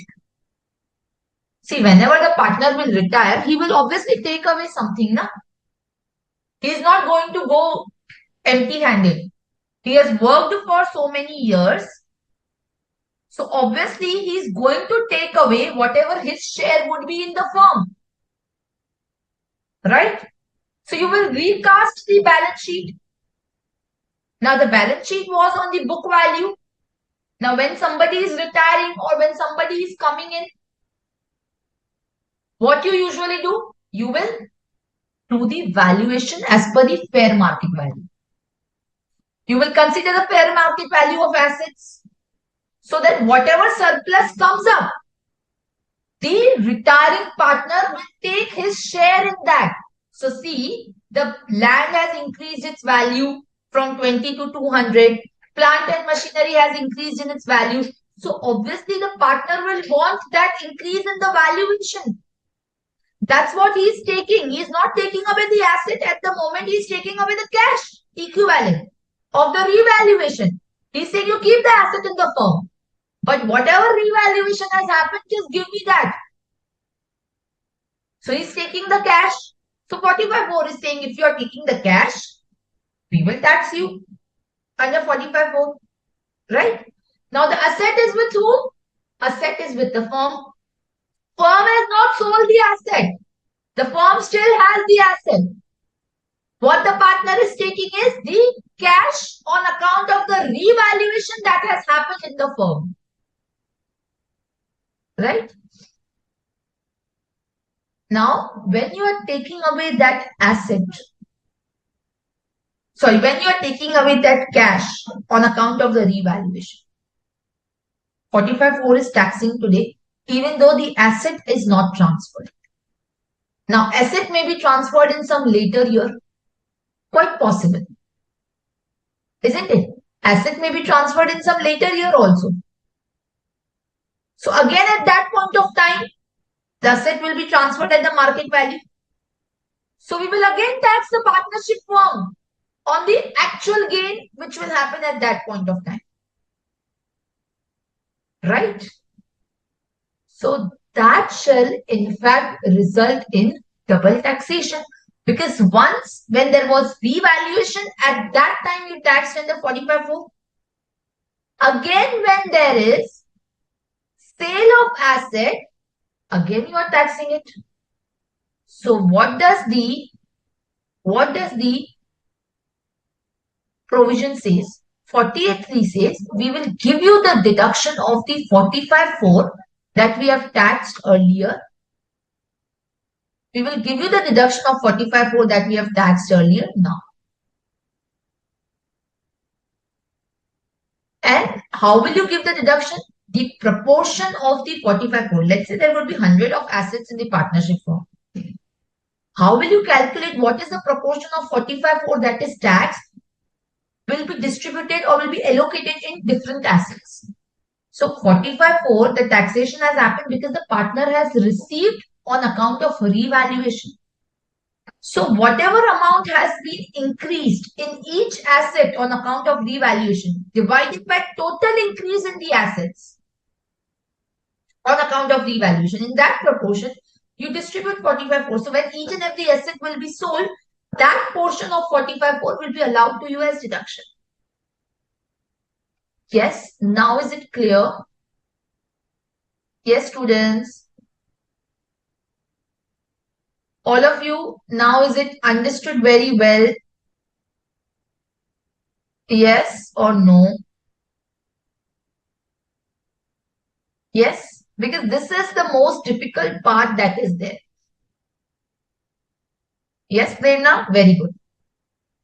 So, what we are trying to do is, we are essentially trying to reduce the double taxation which was happening. That's what we have just done. Nothing else. Absolutely nothing else. If you remember your partnership accounts for the IPCC that you would have done it, you used to do the same thing. Right? You used to prepare the same thing. You used to do the partnership sale and partnership reconstitution whenever it used to happen, or even in CPT when you had these partnership accounts, it used to be in a similar fashion. Right? You used to credit the amount to the partners. On the retirement of partner, what you used to do? You used to do the same thing. New ratio, old ratio, right? You used to calculate what there used to be a revaluation of assets and liabilities on retirement. On retirement of the partner, it is required to revalue the assets and liabilities. Even in the case of admission, you are required to do that. And the revaluation profit that is there, that is distributed amongst all the existing partners in their profit sharing ratio.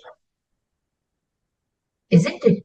And whatever amount would be there in his capital account at the end, he will take it home because he is retiring.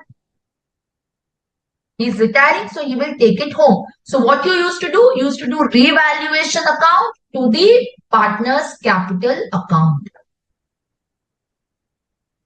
Isn't it? Then whatever amount which was due to that partner used to be paid to him. Are we clear? Yes or no? Yes. So this is basic CPT that we used to do. Nothing absolutely additional. Similarly, when a new partner is admitted, you are required to do the assets and liabilities revaluation, and the amount which is debited or credited is basically given to the partner. To the old partners who are there. So because of the incoming partner, there may be change in the profit sharing ratio. And what you have to do is basically you have to compensate the existing partner. So it is desirable to then adjust the appreciation or reduction in the value of the assets. Clear? Yes, students, yes or no. If you are still confused, then go back to the CPT class once again and read the admission or retirement of partner. Because if you understand accounting, you will be able to understand the tax easily. Yes? What if a capital asset is transferred? Ananka, I will answer that question in a while. But let's proceed further now. Okay. Now this is Rule 8AB. We are not yet done with Rule 8A. Now let's say for example, if instead of I'm taking the same example as earlier, but just changing a little bit. Let's say I have another balance sheet of a firm.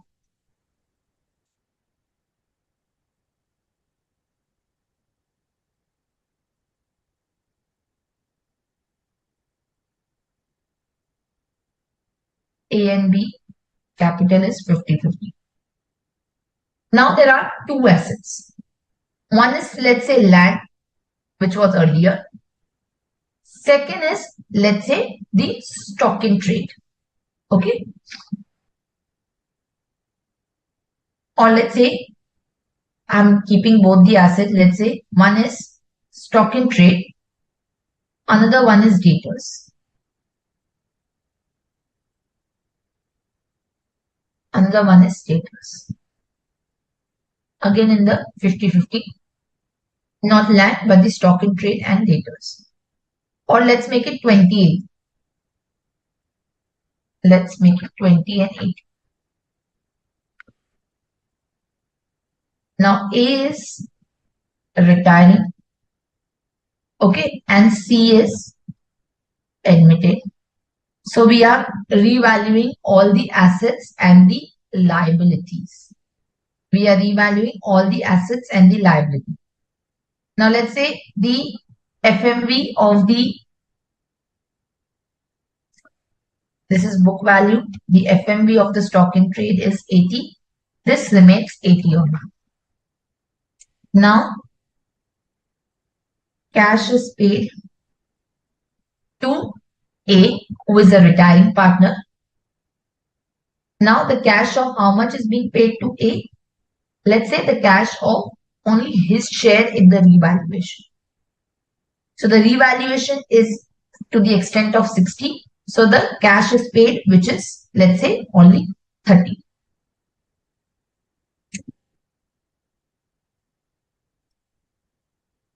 To Mr. A.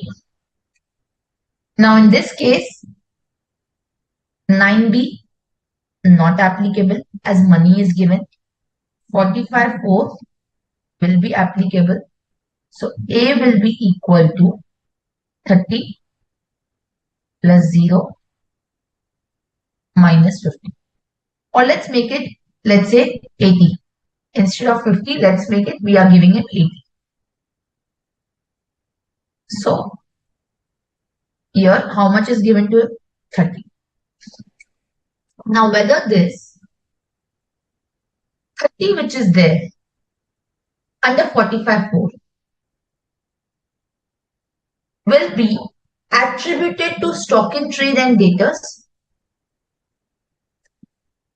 So in this case, Rule 8AB says where the amount charged to tax under 45(4) is not relating to the revaluation of a capital asset, we will not attribute anything under 48(3). So what it says, where the excess amount is paid to a partner, which is charged under 45(4), is not relating to revaluation of any capital asset. Then 48(3) will not apply. Are we clear? So stock in trade is not capital asset. So Rule 8AB 3 prohibits attribution under section 48(3) if the amount connected to Harshad PC charged under section 45(4) is not relating to amount charged under section 45(4) is not relating to revaluation of capital asset. Here, the capital asset is not revalued. Here, what is revalued is the stock and the debtor. So this is not capital asset. Therefore, 48.3 not applicable. See, 48.3 will apply only when you have the income chargeable under the head capital gain. When the stock in trade will be sold, it will be under PGBP. So Rule 8AB clarifies that thing only. Clear? Yes. Is this example clear, students? Yes or no? Is this example clear? Yes. Pretty clear? Fine. Okay. Next example. What Anaga asked me, I'm giving that example. What if the capital asset is being sold to the, or capital asset is being given to the partner? Let's say the similar example.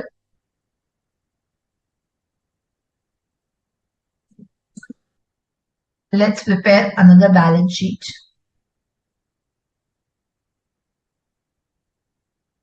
A, B, 50-50. I have two capital assets. Let's say one is land.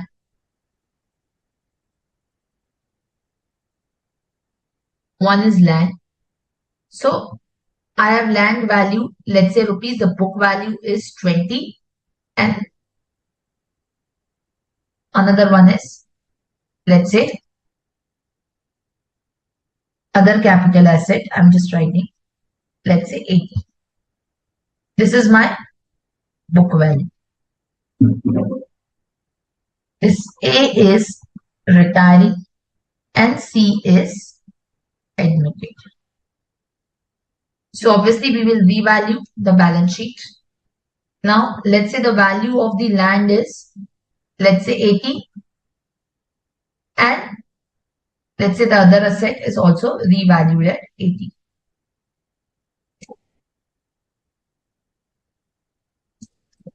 Okay.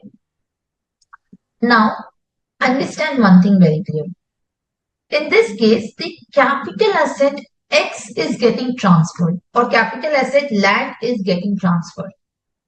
So let's say land is given to Mr. A. Let's say I'm giving land to Mr. A. I'm transferring him the land. So entire land goes to Mr. A. Are we clear? Now in this case, 9B will also be applicable, isn't it? So fair market value is 80 minus for the 9B, what will be the cost of acquisition? Cost will be 20, or the index cost, whatever we will apply. This is going to be 60. 60 is going to be taxed under 9B, isn't it? My 60 rupees will be taxed under 9B. Now under 45.4, what will be my tax? Under 45.4, my tax will be A equal to 0 plus 80 lakh minus 50, which is a capital balance. 30 is taxed under 45.4. Isn't it? Now, if the capital asset itself is being transferred, then will there be any 48.3? So again, Rule 8AB4 says that where the value of money and the fair market value of the capital asset received in excess of the capital balance, which is A, B plus C minus D, which is charged under 45.4, is related to the capital asset itself received by the specified person from the specified entity. So under 45(4), if the taxability is arising because of the transfer of capital asset itself, you will not attribute anything under 48(3). Capital asset itself is sold. What will you do in the next year? There will be no double taxation. Double taxation will happen only when there is a capital asset which will be sold in some future year. At that time, you may claim 48(3). But here you are transferring the capital asset itself. So in the coming year, there will not be again any double taxation. So how will you, on what amount you will apply 48(3)? There will not be any capital gain later on. That matter over. There will not be any 48(3). So rule 8AB4 clarifies that aspect. Are we clear? So just write down, if the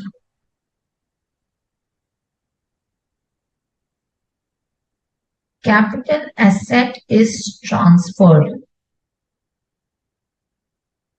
then no attribution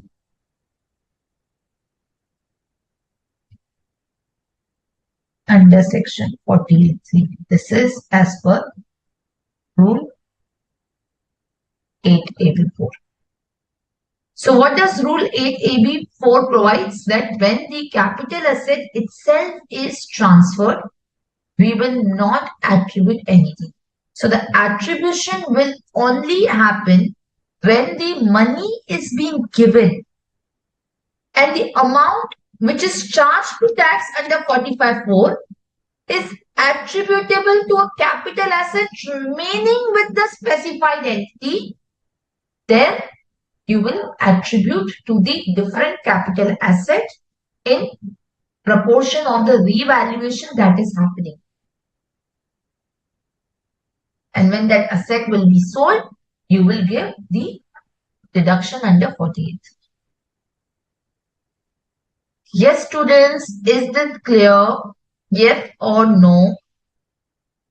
Yes. So this is 48(3), 45(4) and section 9B. Is this clear? Yes or no? Just go through it. I'm giving you 1 minute time. Go through it once again and let me know if you are clear, because then again there is another complexity that I'm going to present to you, which is the last. Then we are done. Yes. Just go through, look at it once again.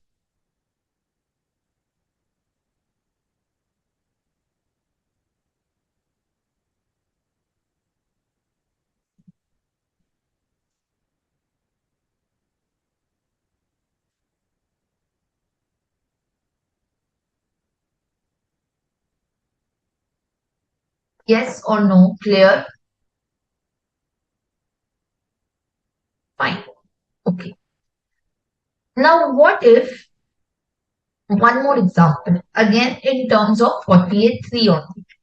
One more example in terms of 48(3). Be very, very careful and attentive over here. So, let's say for example, let's take an example that if we have, instead of the land, we have, let's say, a depreciable asset. Let's say we have a depreciable asset. Let's take an example. Let's say we have balance sheet of the firm.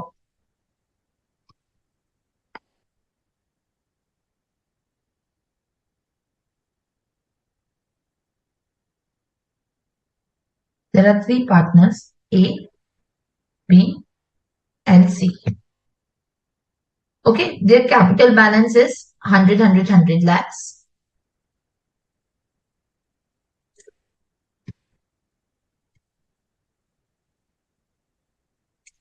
Fine. On the asset side, we have land, patents, and cash.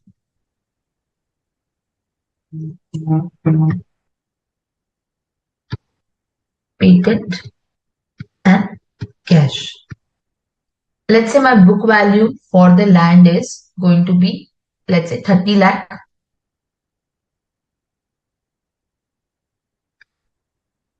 This is 45 lakh. This is the written down value also. And let's say 225 lakh. Now, let's say, for example, Mr. A is retiring. Mr. A is retiring. Now, when Mr. A is retiring, the revaluation will happen. Let's say, for example, the fair market value is 45 lakh and 60 lakh. Fine. Now, on his retirement, let's take an example. The firm gives 75 lakh in cash and land on his exit. On retirement of A, the firm gives cash of rupees 75 lakh and land to Mr. A. Fine. So first, section 9B will be applicable because the capital asset is distributed. So that will be 45 lakh fair market value minus the cost of acquisition. Let's say my cost is 30 lakh only. This will be chargeable under the head capital gain, 15 lakh. Next is 45/4. That will also be applicable, which will be equal to A is equal to B will be what? B is my cash, which is 75 lakh, plus C is my land, which is 45 lakh. D is my capital balance, which is 100. So 75 plus 45 minus 100. So my 20 lakh is taxed over here. Right? My 20 lakh is being taxed over here. Under 45/4. Isn't it? Now understand one thing very, very clearly. The capital asset, you will say, ma'am, land is transferred. I know land is transferred. So when the land is transferred, the 48(3) will not be applicable on this point. When the asset itself is being transferred, the capital gain will not be, 48(3) will not be applicable as per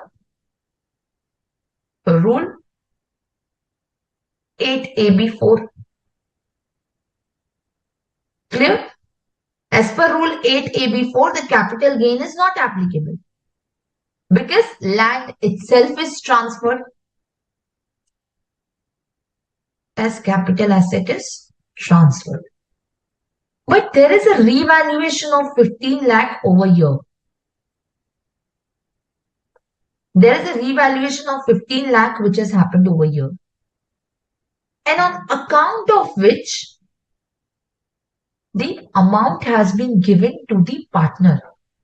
So if you look at it, he is being given the land also. Plus on account of revaluation in patents, he has been given the cash also.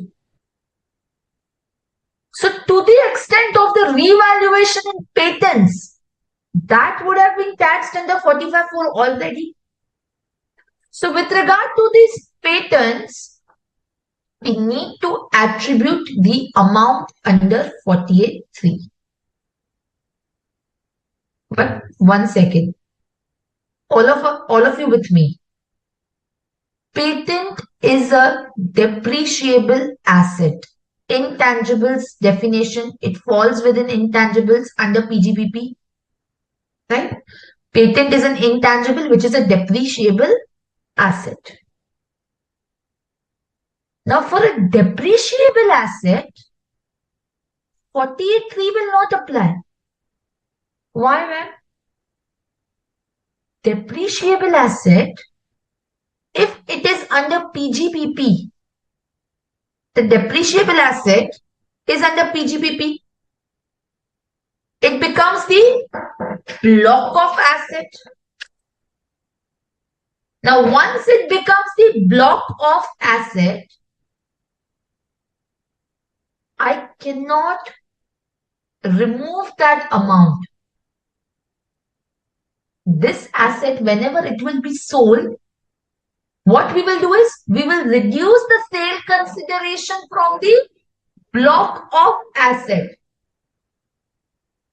We will charge the capital gain only in which case? For depreciable asset, when does the capital gain arise? For depreciable asset, when does the capital gain arise?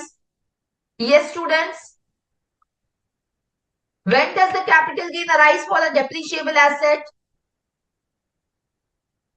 Yes, we did it in the PGPP class. When the block ceases to exist or the sale consideration exceeds the WDV, then it will be deemed to be the short-term capital gain under section 50. PGPP class. Yes. PGPP class. What did we discuss? If you remember this, what did I tell you? WDV shall be nil. WDV will be nil when the block ceases to exist or the money receivable is greater than the WDV. Then there will be short-term capital gain under section 50, which is sale consideration minus WDV minus actual cost. So section 50 is a special provision for the depreciable assets, the capital gain arising on the depreciable asset. If the money receivable is less than the WDV, then you charge the depreciation. There will not be any capital gain. Yes, Mansha, correct. So, 48.3 cannot apply in the case of either computing the depreciation or even if we are going under section 50. Section 50 is a special provision. To that, all of the deductions of indexed cost, STT, all of that does not apply under section 50. 50 is a special provision. Do you apply indexation for WDV? No. So how can you apply 48.3? Indexation is also coming from section 48.2.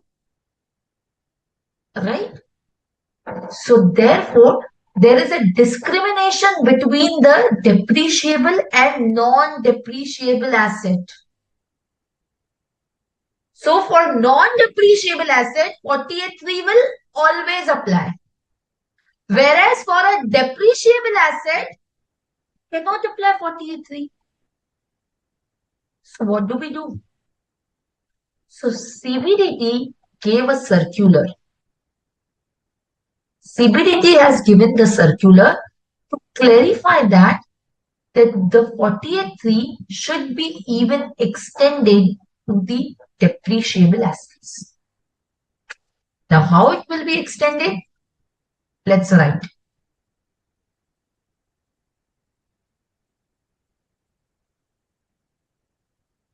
So, 48.3 will not be applicable over here.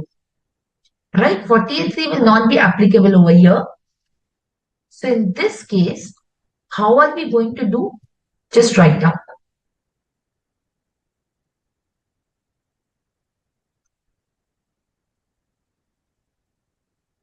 Also, here you can make one more addition that on revaluation, let's say there was goodwill also. On revaluation, let's say there was goodwill. So, what will happen? This 20 lakh, which is there under 45(4), this will be attributed between the goodwill and patents in the ratio of their revaluation. In the ratio of revaluation. So this is 30 lakh. The revaluation here is 15 lakh. Right? So what we will do is, this 20 lakh will be attributed 45(4). Attribution will be 20 into 30 divided by 45. This will be 13.33, and this will be 20 into 15 divided by 45. This will be 6.67. Now, as I said, patent is a depreciable asset. Patent is a depreciable asset. Goodwill is not a depreciable asset. Goodwill is not a depreciable asset. Are we clear? Now, the patent that is arising, you write down 48(3) will not come into picture.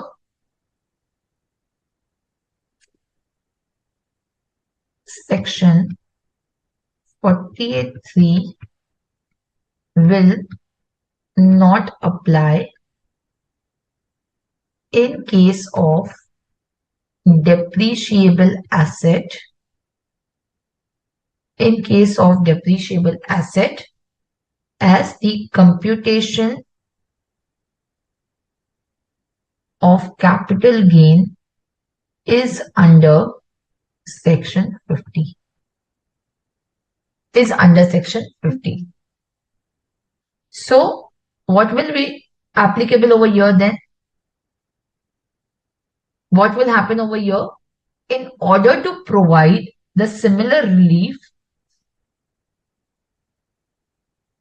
computation is under section 50, or you can write down, or under section 32 under PGBP. So, in order to provide parity to depreciable and non-depreciable asset, in order to provide parity between depreciable and non-depreciable assets, circular number 14 of 21, circular number 14 of 21 provides the benefit to depreciable asset. Extends benefit to depreciable asset. Now, let's say, for example, in the next year, let's say in previous year, 24-25, patents are sold. Now, again, two situations where the sale consideration is less than WDV and sale consideration greater than WDV. Okay, let's say the WDV what is given over here, it is 45 lakh. Let's say the sale consideration is 30 lakh, and in the another case, the sale consideration, let's assume it is 60 lakh. Okay. So what we will do is, in this case, my WDV will be 45 lakh. Now connected to Harshad PC. Minus money payable, which is 30 lakh minus 6.67 lakh. So in this way,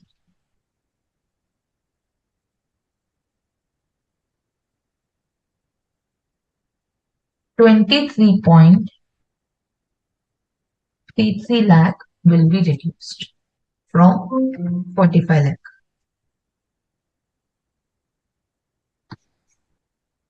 So on this amount, you will charge the depreciation.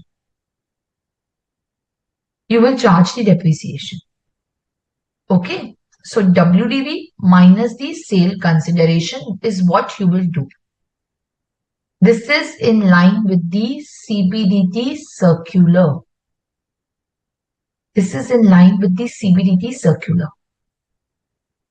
Okay. And let's say, for example, when the sale consideration is greater than WDV, so your full value of consideration will be 60 lakh minus WDV will be 45 lakh minus amount attributable as charge under section 45(4), section 48(3), read with circular number 14 of 21, 6.67. Your short-term capital gain will be 60 minus 45 minus 6.67, 8.33. Are we clear, students? Yes? Yes or no? Is it clear? Yes?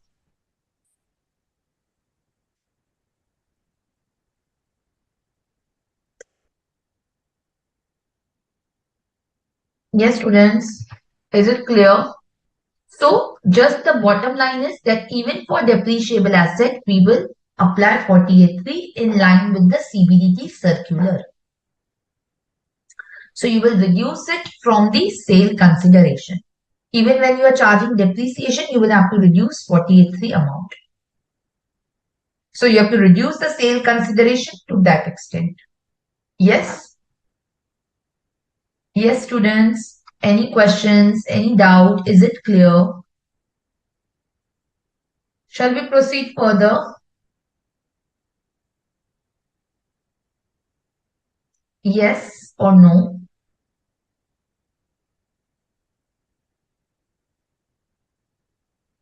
Yes or no? Fast. Yes, Viraj. Good. Okay.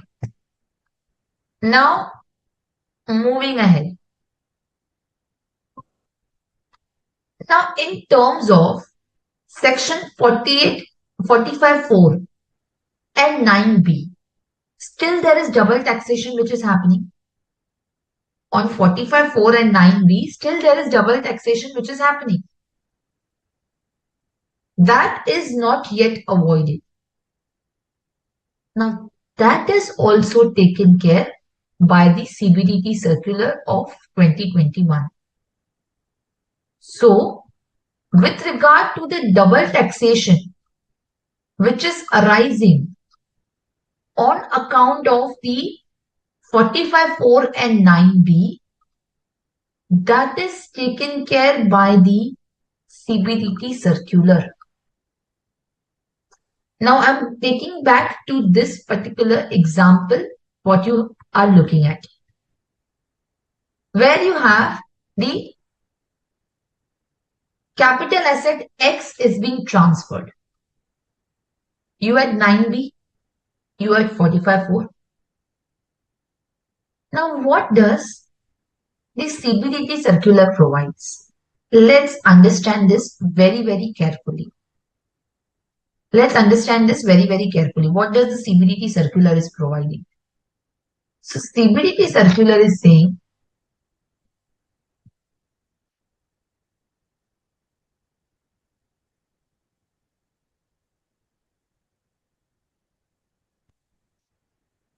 calculate the tax on 9B. Let's assume I'm not considering the actual tax, but let's assume for a minute that let's say the tax comes as 10 rupees. Okay. Let's assume my tax is 10 rupees.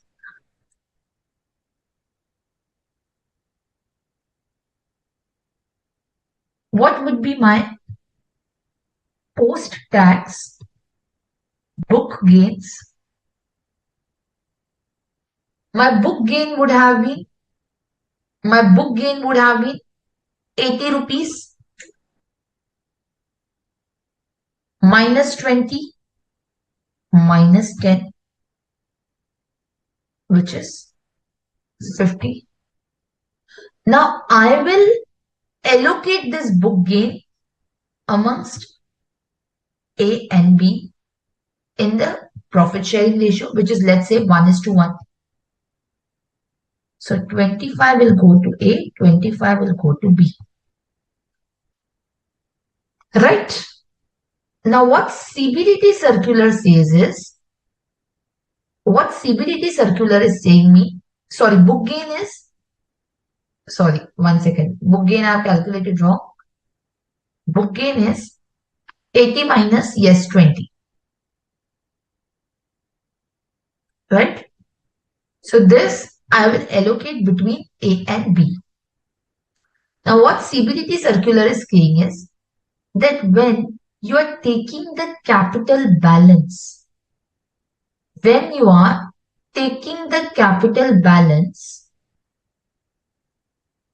then in that case, so under 45(4), this is my capital balance, which is amount T.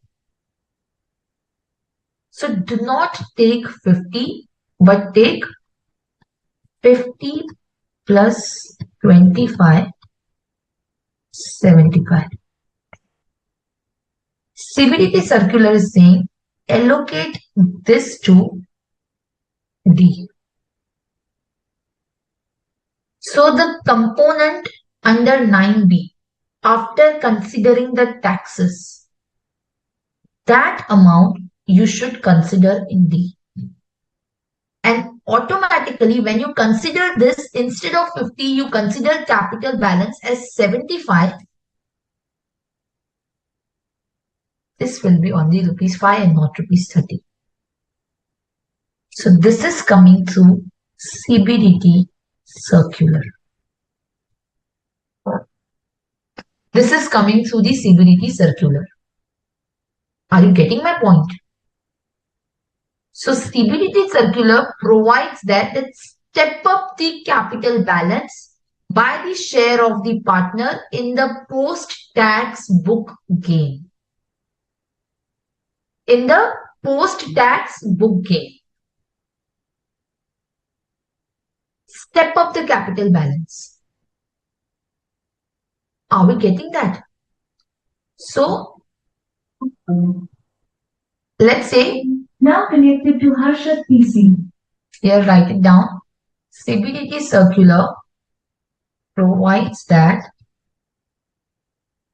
step up the capital balance D of partners with post-tax book gain in line with section 9B. Calculated in line with section 9B. Let me take one more example for you.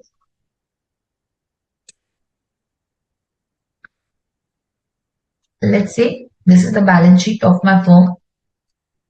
Let's say there are two partners, A and B, with a capital balance of, let's say, 50-50. Okay, let's say there are two partners, A and B, with capital balance of 50-50. One second.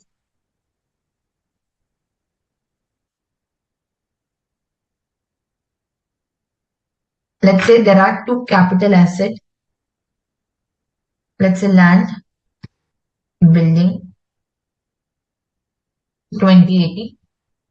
Okay. Now, let's say A is retiring. So, I'm transferring the capital asset X to A. let's say A is retiring, then I'm transferring the capital asset to A, and on that I'm doing the revaluation. So now the FMV is, let's assume this, instead of 2080, let's make it 1090. This is my book value. The fair market value, let's say it comes to 80 and 120.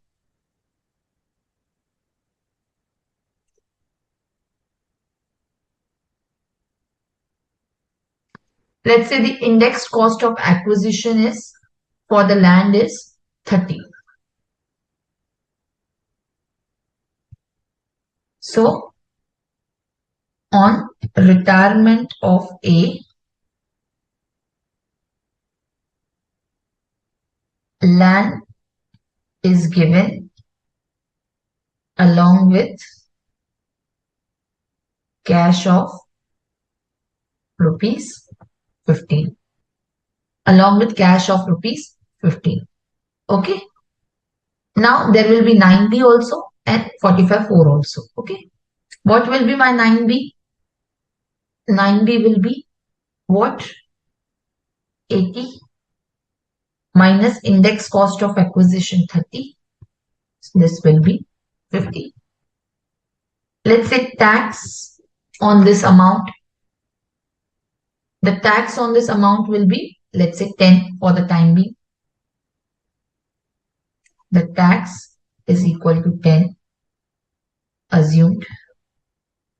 My post-tax book gain will be, let's say 80 minus 10. In the books, I will not consider index cost. In the books, I am going to consider the book value only. Minus the 10, which is the tax. So this is going to be what? 60. This I am going to distribute between two partners, A and B, in the ratio of 1:1.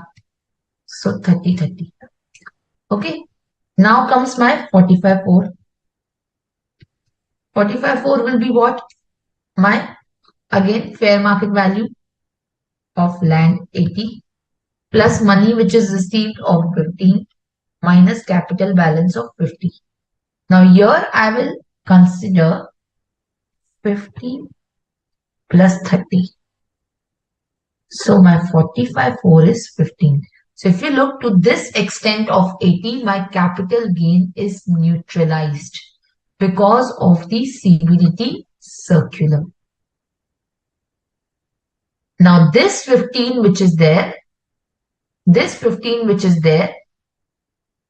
will be again attributed to this building. This 15 which is there will be attributed to building under section 48(3). So whenever building will be sold later on, we will get deduction of 15 for the building. Because building is still lying with the firm, it has not been sold or transferred. Yes or no, students? Is this clear? This question should have cleared your concerns. Yes. Yes, students. Faster.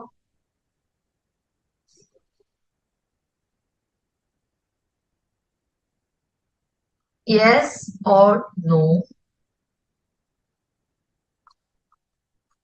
Is this point clear? Yes. Faster, please. Students, be responsive. Otherwise, how will I know whether you have understood or not? Yes or no? Clear? Okay. Now, last one point with respect to 45-4 and the 9B. How will you, for 9B it is clear because it is the income of the firm. 9B is the income of the firm. So it will be clear as to how, whether it will be a short-term capital asset or long-term capital asset. So it's an income of the firm which is arising from the transfer of capital assets. So for 9B, there will not be a problem. Till whenever you have held the asset from the date of your purchase, you will decide whether it's a short-term or long-term capital asset. But in respect of 45(4), since 45(4) is the income of the partner which is taxed in the hands of the firm, you will not be able to decide whether it is a short-term capital gain or long-term capital gain. So, in order to enable you to characterize whether 45(4) will be long-term capital gain or short-term capital gain, Rule 8AA, Rule 8AB is for the 48(3). Rule 8AA provides for the determination of the period of holding. Rule 8AA provides for the determination of period of holding. So write down characterization of capital gain into STCG or LTCG. So for 9B, period of holding on actual basis as it is income of the firm, right? Here you will calculate as per the actual basis. For the 45(4), as it is income of partner taxed in the hands of firm, it is not clear as to how to determine period of holding. It is not clear how to determine the period of holding. Therefore, Rule 8AA provides for determination of period of holding. Rule 8AA provides for the determination of the period of holding when there is a taxability under 45(4). This is on the basis of capital asset to which the 45(4) is attributed. How the period of holding is determined? Period of holding is determined based on the period of holding of capital asset to which amount taxed under section 45(4) is attributed.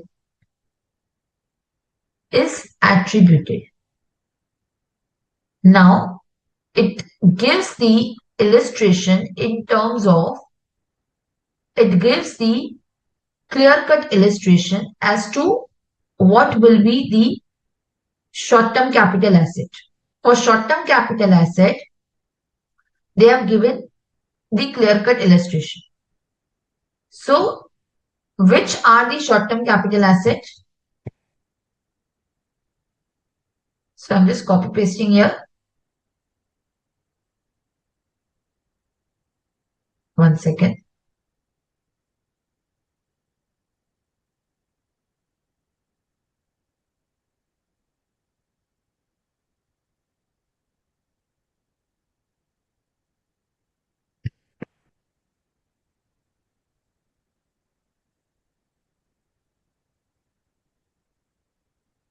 Give me a moment. I think there's some technical glitch.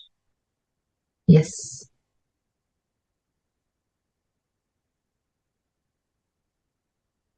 So if you look at the Rule 8AA, it gives the assets which will be classified as the short-term capital asset. Now, which are the assets which will be classified as short-term capital asset?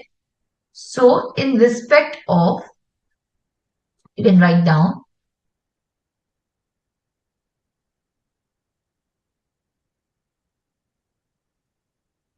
just pasting it over here.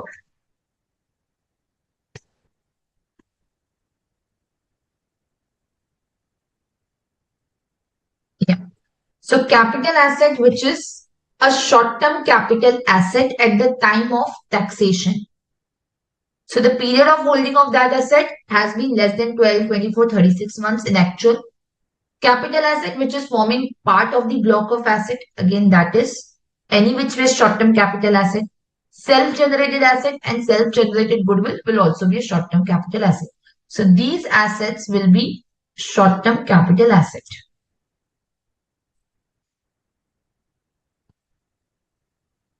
And any asset which is not covered above, that will be long-term capital asset. Okay.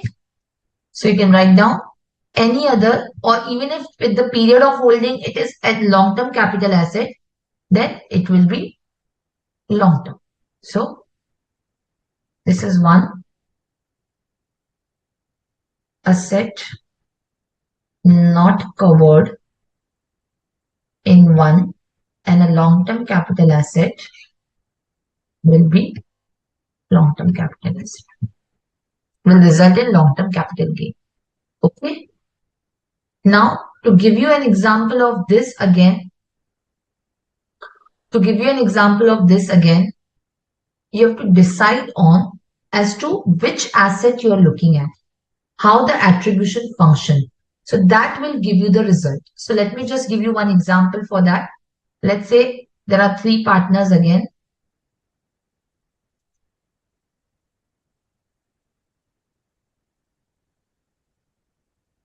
A, B, C. I have 10 lakh capital, which is there with me. Okay. Now, in terms of the assets that we have, let's say we have a land, 3 different land are there of 10 lakh. Let's say there are 3 land, let's say PQR of 10 lakh book value. Okay. Now, let's say for example, A is retiring and the firm is giving land, let's say one of the land and 11 lakh rupees in cash. So let's say A is retiring and firm gives land P and cash of rupees 11 lakh. Okay. Now we have done the revaluation. What is the revaluation? 70, 70 and let's say 50 lakh. Let's say this is FMV 70 lakh. Okay, this is the revaluation which has happened. Let's say the index cost of the land is 15 lakh.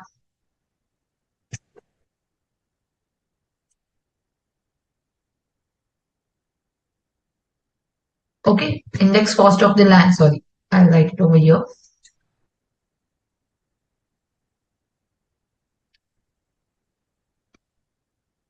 Now there will be first 9B.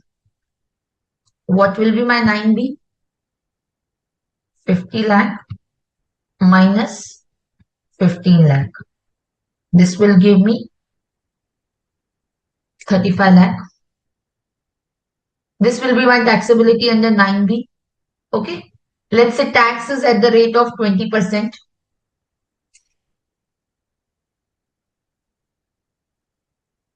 Seven lakh. Okay. So post-tax book gains. What will be my book gains? 50 lakh minus, here I will not consider index cost, I will consider the book value.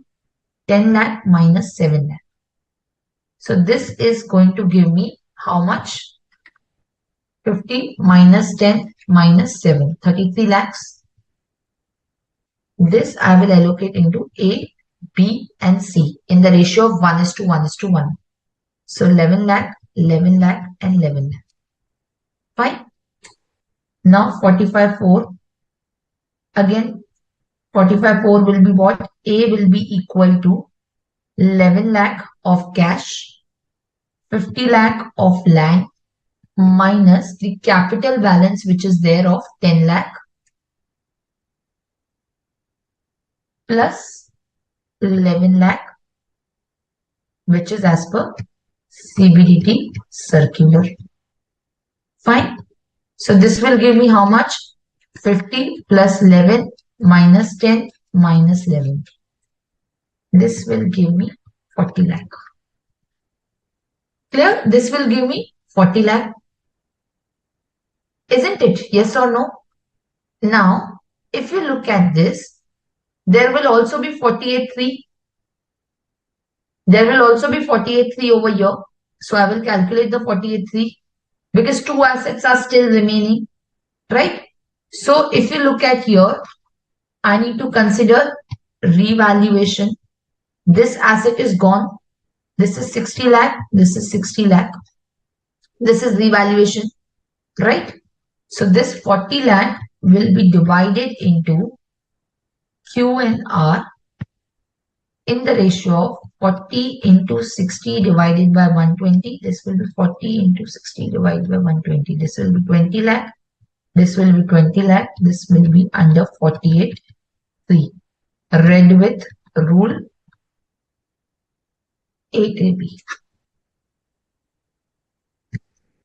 Are you clear up to this much? Yes, students. Up till this point, you are clear. Fine. Now, with regard to the long-term and short-term capital gain. Now, whether the capital gain is going to be the short-term or long-term, that is something we will have to identify in this particular case. So, in this case, how will you determine whether the capital gain is a short-term capital gain or not, or long-term capital gain or not? Now, let's say for example, the amount of which 40 lakh which is charged to tax under 45(4), this will be attributed to the two remaining lands, which is Q and R. If these are long-term capital asset at the time of taxation of 40 lakh, then it will be long-term capital. If these are short-term capital assets at the time, then that will be short-term capital gain. Are we getting that point? So let's assume that these are 20 lakh which is there. These both are long-term capital asset. Then this will be long-term capital gain. Otherwise, we will divide it. If one is long-term, one is short-term, we will divide it accordingly. Let's say these both are long-term capital asset. So therefore, this 40 lakh which is there, this will be long-term capital gain as amount attributable to Q and R. Both are long-term capital asset. Rule 8AA. This will be my rule 8AA. Yes, students, is it clear? Yes or no? Any questions? Any doubt? Yes. Fine. Yes. Yes, in the patents example also, you need to make change because I had not considered that as per the CBDT circular. So if you look at the patent example, here the 45(4) I have minus here 100 lakh. But here also what I will do is I will calculate the tax on this. Let's assume the tax on this comes at, let's say the tax on this again I consider maybe let's say let's first consider index cost of acquisition. Let's say here index cost of acquisition is 45 lakh. Let's say my indexed cost of acquisition for this land is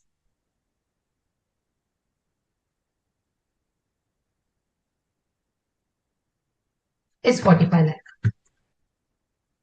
So here I have calculated the book profit only. And considering the book loss is same as the, cost is same as the index cost. I've considered it the same. But let's say my index cost is 45 lakh. So then in that case, this would have been 45 lakh. So this will become 0. So tax for 9B will be 0.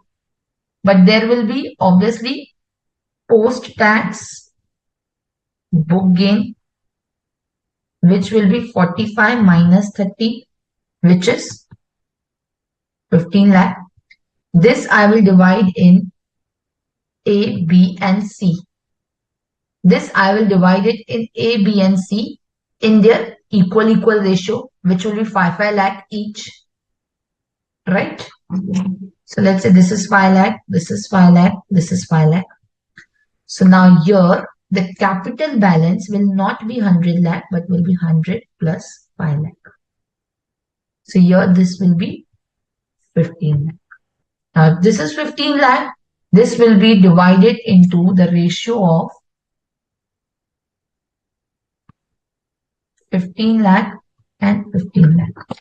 So 15 into 30 divided by 45 will give me 10 lakh over here. So why I'm changing it over here? Because that time we were not discussing about the circular. That's why I have given you that example.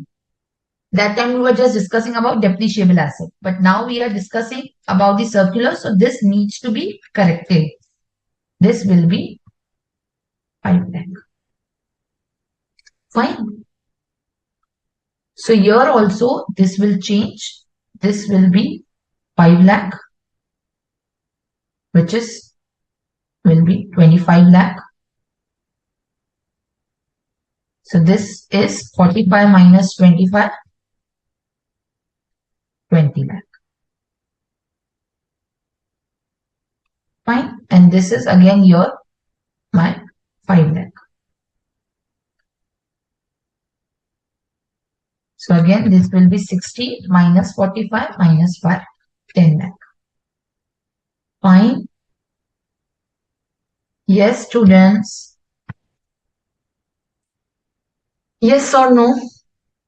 Okay. So I want you to revise this tonight thoroughly. Good, Mansha. So that in the next class, we will do one more small question and then we'll proceed forward because this is a very complex topic. We'll again revise it in the next class and solve one question. So it will consolidate everything. Okay. So thank you so much. We'll close the class for today. See you in the next class. We can close the session.